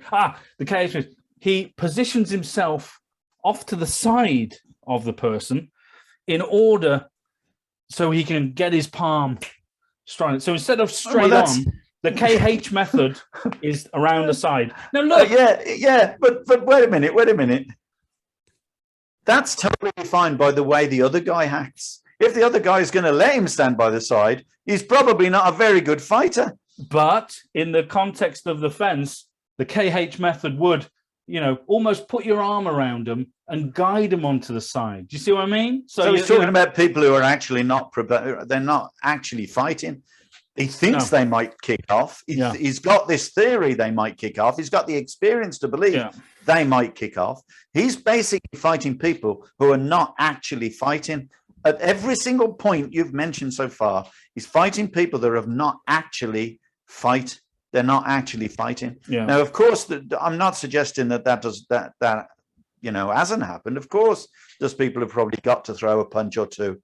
But, a lot of this strategy is born from people who, A, probably can't fight, B, never went there to intend to fight, C, they're drunk, right? Mm. And they're totally unexpectant. Okay. They know the guy is a bouncer. Yeah. They're going to be far more careful. Some of them, let's just say 80% of them are going to be far more careful. And that's why most of them won't fight. But if you are going to create a situation where you're kicking someone out, you can call that violent if you want to. Yeah. And I mean, I'm going to make a couple of comments. Can I? Go for it. About some of the things that were in the video about Go for it, dancing around a table. Yeah. Okay. I've watched a girl throw a table at her boyfriend. She just, they were having a meal and she was having an argument. She just stood up and the table went over. If you want to run around a little table, you ain't going to last very long if a guy is just determined to get you. If he can lift that table, so it's got to be a heavy table. Yeah, it's got to be something like that in order for you to escape, because it's not going to last very long before he starts to realize he can't reach you, so he's going to throw the table at you. In other words, going to tilt it over. Right. And yes, now your fence is gone. So it's things like that I don't agree with in the video. Also, are you going to stay in the car and drive off? You can't do that in the middle of a bloody traffic jam. Well, so I liked your method. And I'll tell you what your method was. Gob off to them and pull your car so close to their car that they can't open the door. Yeah.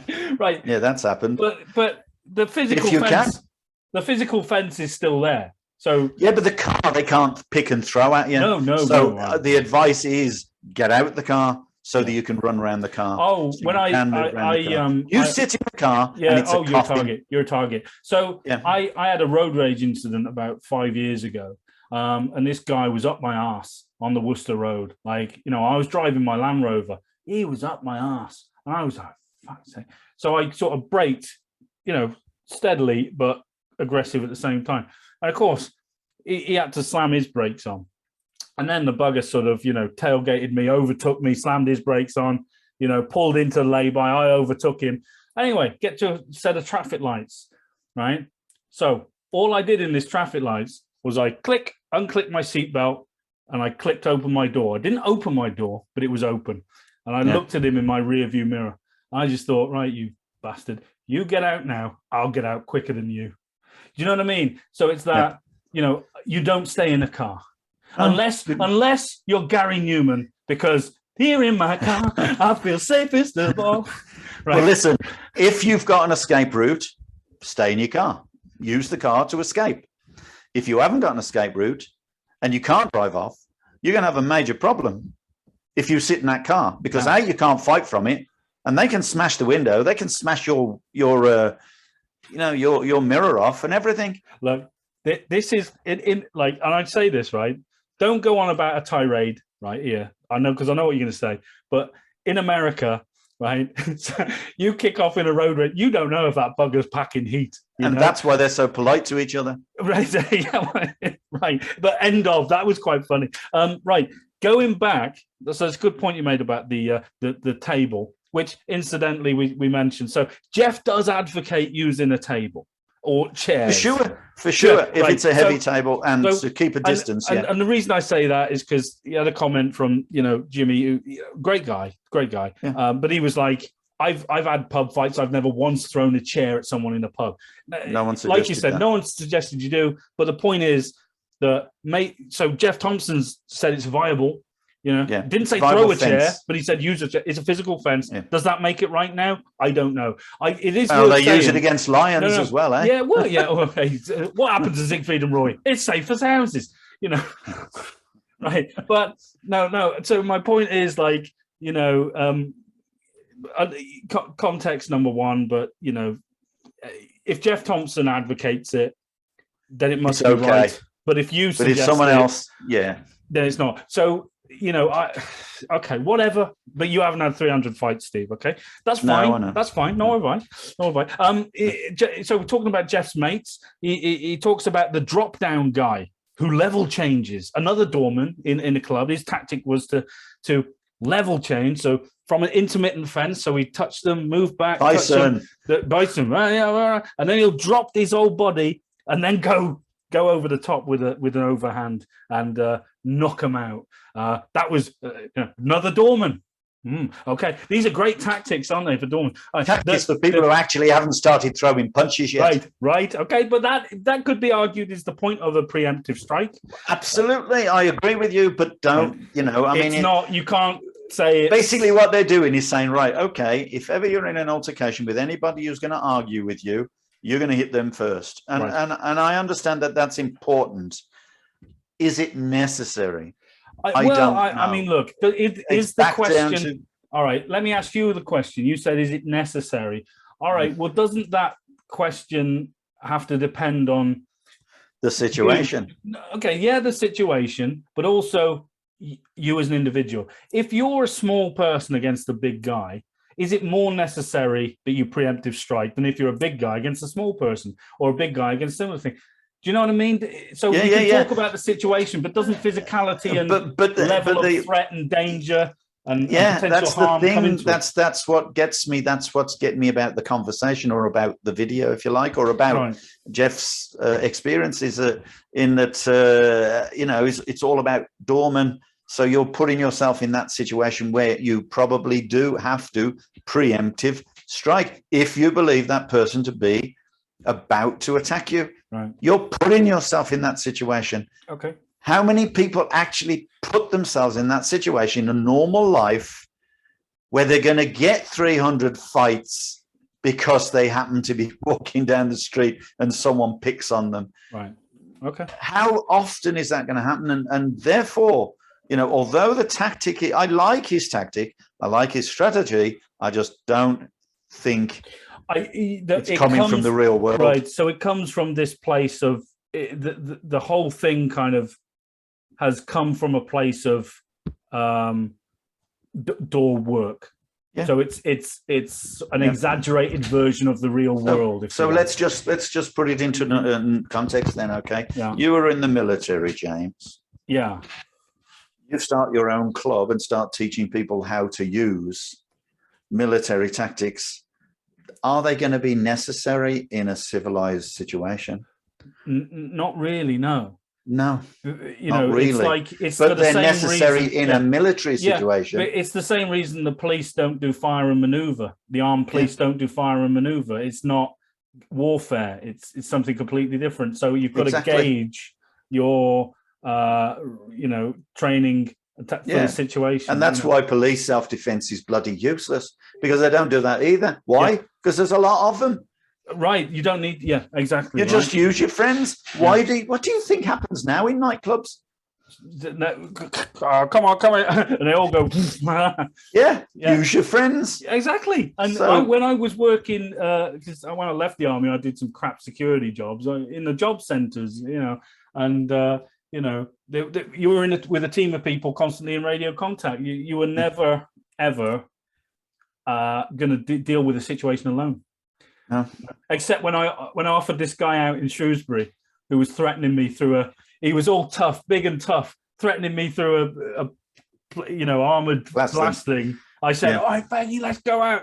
I said, let's go around the corner. There's no cameras then. He was like, oh.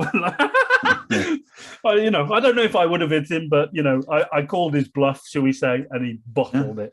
But funny. Anyway, going back, the Dave Briggs method, another one of Geoff's mates. What are you saying? What are you saying? What are you saying?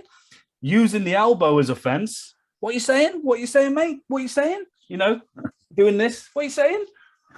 Getting into a position. His head as well. Yeah. Hey. Yeah. Okay. Before a palm slap like that. Okay. Again, you don't need to say the same thing for this example. You've just said it on the others. The John Anderson method, another one of his mates, and this is the last example, would teach the hand to gauge. It's not ABBA, is it? No, that's Bjorn, not John. Is it Bjorn? I don't know. The John Anderson. I thought there was an Anderson. Bjorn Anderson? There might have been. I don't know. I love ABBA. I'm not a fan. I mean, I like them. Not a fan. They're great. They're great. They are gay icons, let me tell you. John Anderson would teach the hand.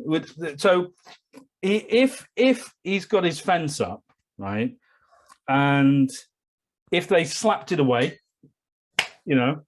then that's the cue for this guy. If they slap his hand away, that's the cue for this guy to go boom like that. Okay. Yeah. And again, this isn't a guy. This is a doorman, right? Okay. So there you go. So that was interesting, and that's the bit of the vid I kind of thought, okay, who you're trying to appeal to here, Geoff? Is it the people who just want to be hard? You got some good stories. It's just fine. That's fine. They're good stories, but to be honest, they never read your book. But it was released after that, granted. But your Art of Fighting Without Fighting does sort of talk a lot about that. Maybe these people should have had more of a mindset like you. I think he's approaching self-defense from the perspective of his own experience, without taking into consideration a 2,000-year science about the same thing. But many people don't.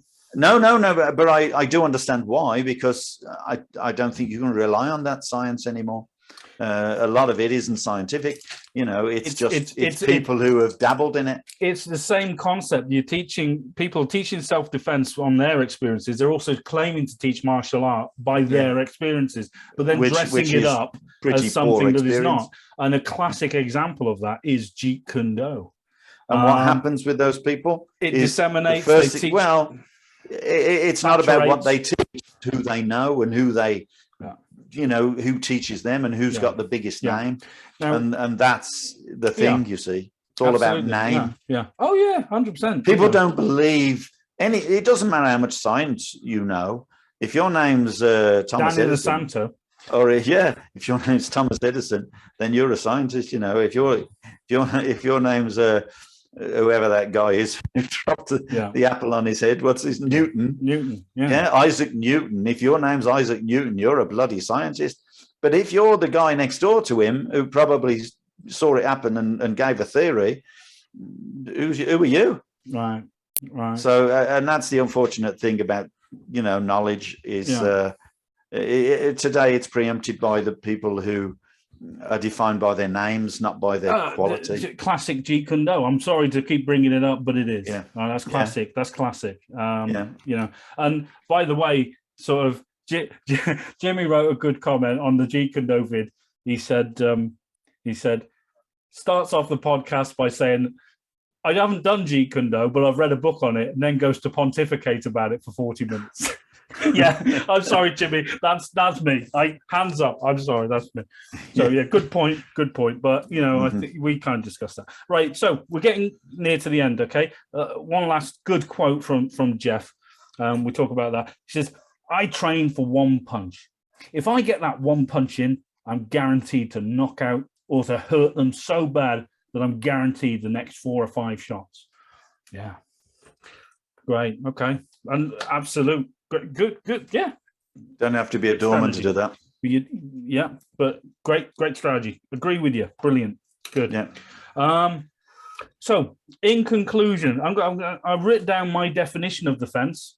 You gave yours at the start. I'm wondering if you maybe agree or disagree with me. So the fence is the physical fence. Let's be specific. So the physical fence, not the psychological fence, not the conscious fence. And the conscious fence, by the way, for all you guys, would be interpreted by people like Geoff Thompson as a specific fighting stance. And in previous podcasts, we've talked about the fighting stance, because in this video, Geoff does sort of talk about, in Wing Chun, that's an obvious fighting stance. Thai boxers, when they start bouncing, raising that, this is a conscious fighting stance. Whereas the fence in Geoff's sort of, implementation of it would be, casual, stealthy, if you did Thai boxing, James, and you were having an altercation with someone, and you may put your hands up, okay? Yeah. But would you really start bouncing around? Well, I understand what you're saying, but people would. People do. People who can't fight. Right, because... who don't have a strategy to fight. Let's put it that way. They might be able to fight technically, but if they've got no strategy... Yeah, it's like, we've always talked about, and this is the only thing, that we could really say, because we've talked about this on other podcasts, but we've talked about the fighting stance as being a response to a stimulus. It's a response, it's not. Not, as Geoff Thompson would call it, a physical fence, because that's too bleeding obvious. You're giving targets away. There's no such thing as that kind of preparation. No. And he's mistaken in that way. With respect to him, you would be stupid to put your hands out as a fighting position. That is, as you said, a reaction to someone going towards you. Now, of course, I agree with him in the sense that, don't want any trouble.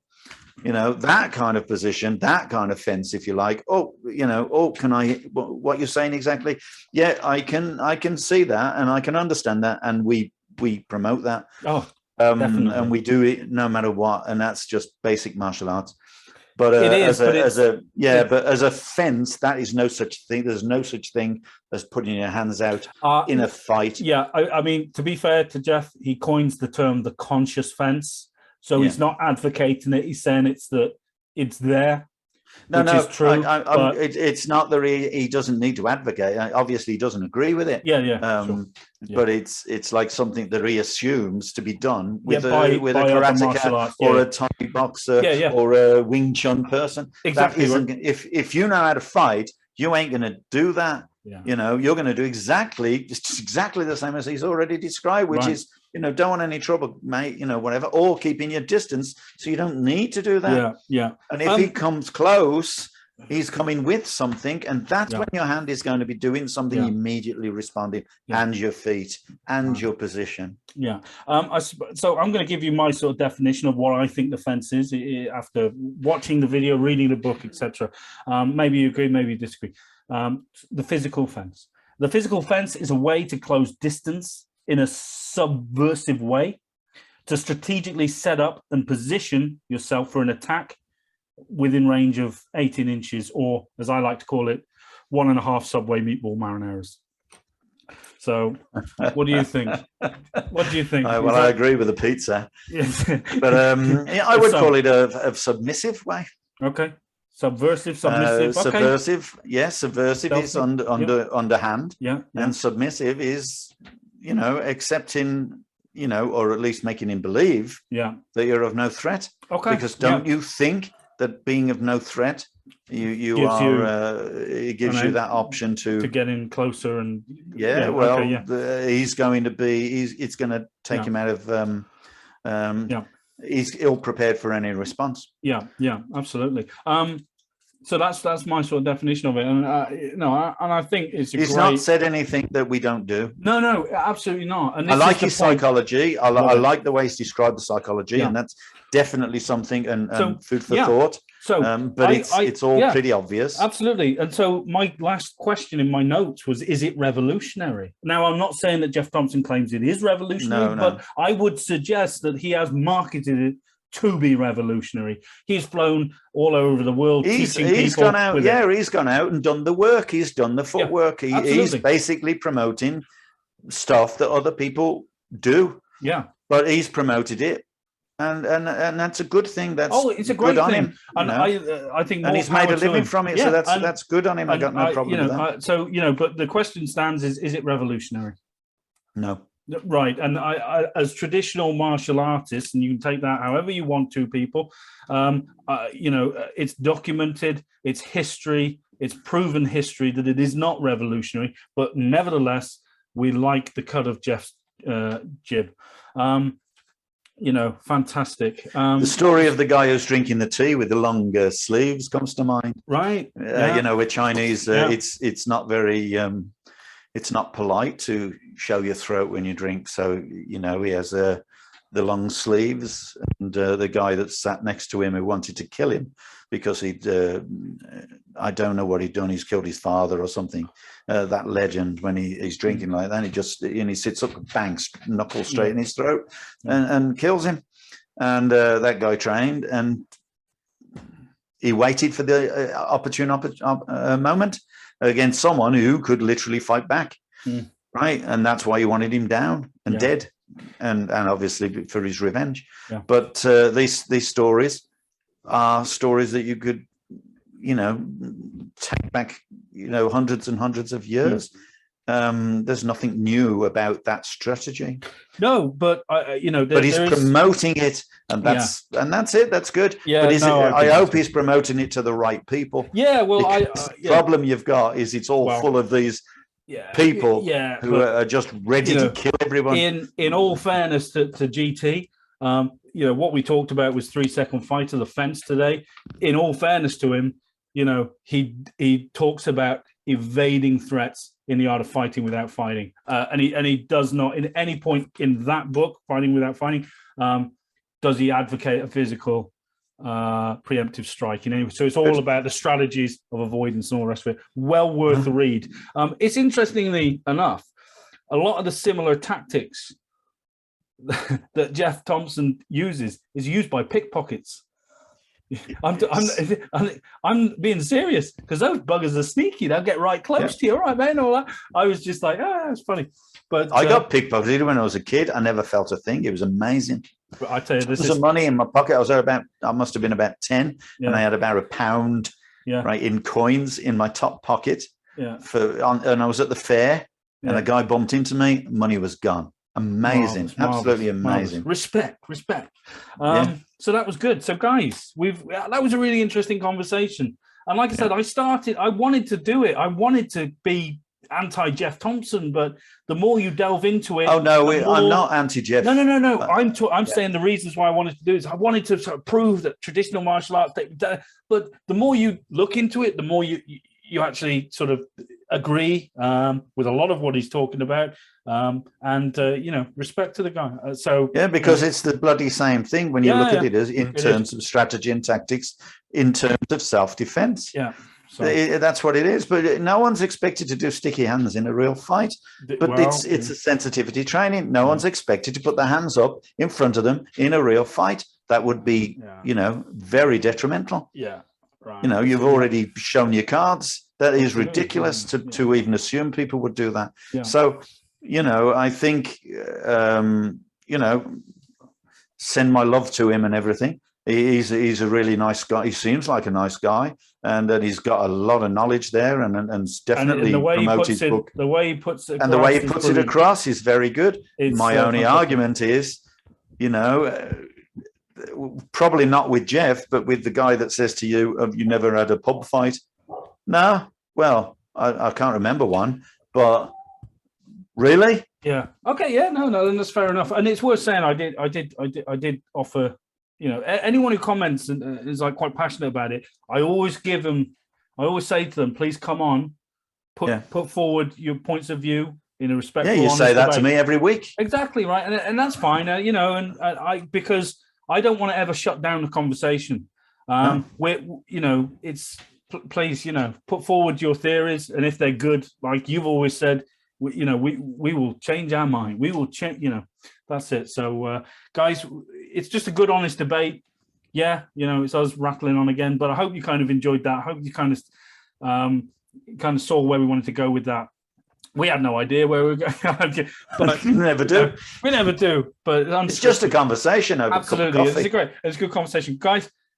Buy Geoff Thompson's book, watch his videos. They're great. Obviously, like, subscribe, comment, share us, all that good stuff. I'd like to thank, by the way, I'd love to thank all the new subscribers to our channel. Really appreciate it, guys. And as always, if you've got a great topic you want us to talk about, just leave us a comment, that'd be super. I don't think we're probably not going to do another one this side of Christmas. You've got a lot going on at the moment. Yeah. So, we'll probably look to reconvene in the new year. But we'll try and get some information together. If ever you hear of anything like this, I'm always open on, Yeah. But, if that's the case, guys, have a great, holiday season and, best wishes. Happy New Year, Happy Christmas, all the rest of that good stuff.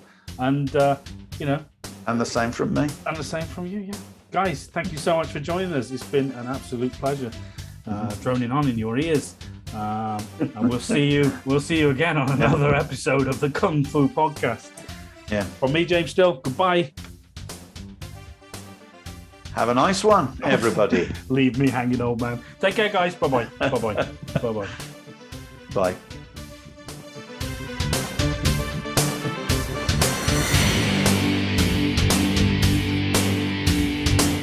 Concentrate on your enemy's weak points. The eyes, the throat, the knackers. Hi guys, thanks so much for joining us on the Kung Fu Podcast. If you like that and you want to find out more about us, you can head over to Facebook, Twitter, Instagram or YouTube and find us under SJN Martial Arts. And also guys, this podcast is available on Podbean and iTunes. So until next time, take care of yourselves and we'll see you again on the Kung Fu Podcast.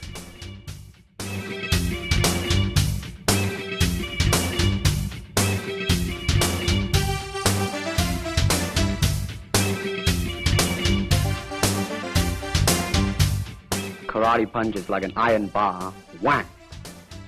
A Kung Fu punch is like an iron chain with an iron ball attached to the end and it go whang.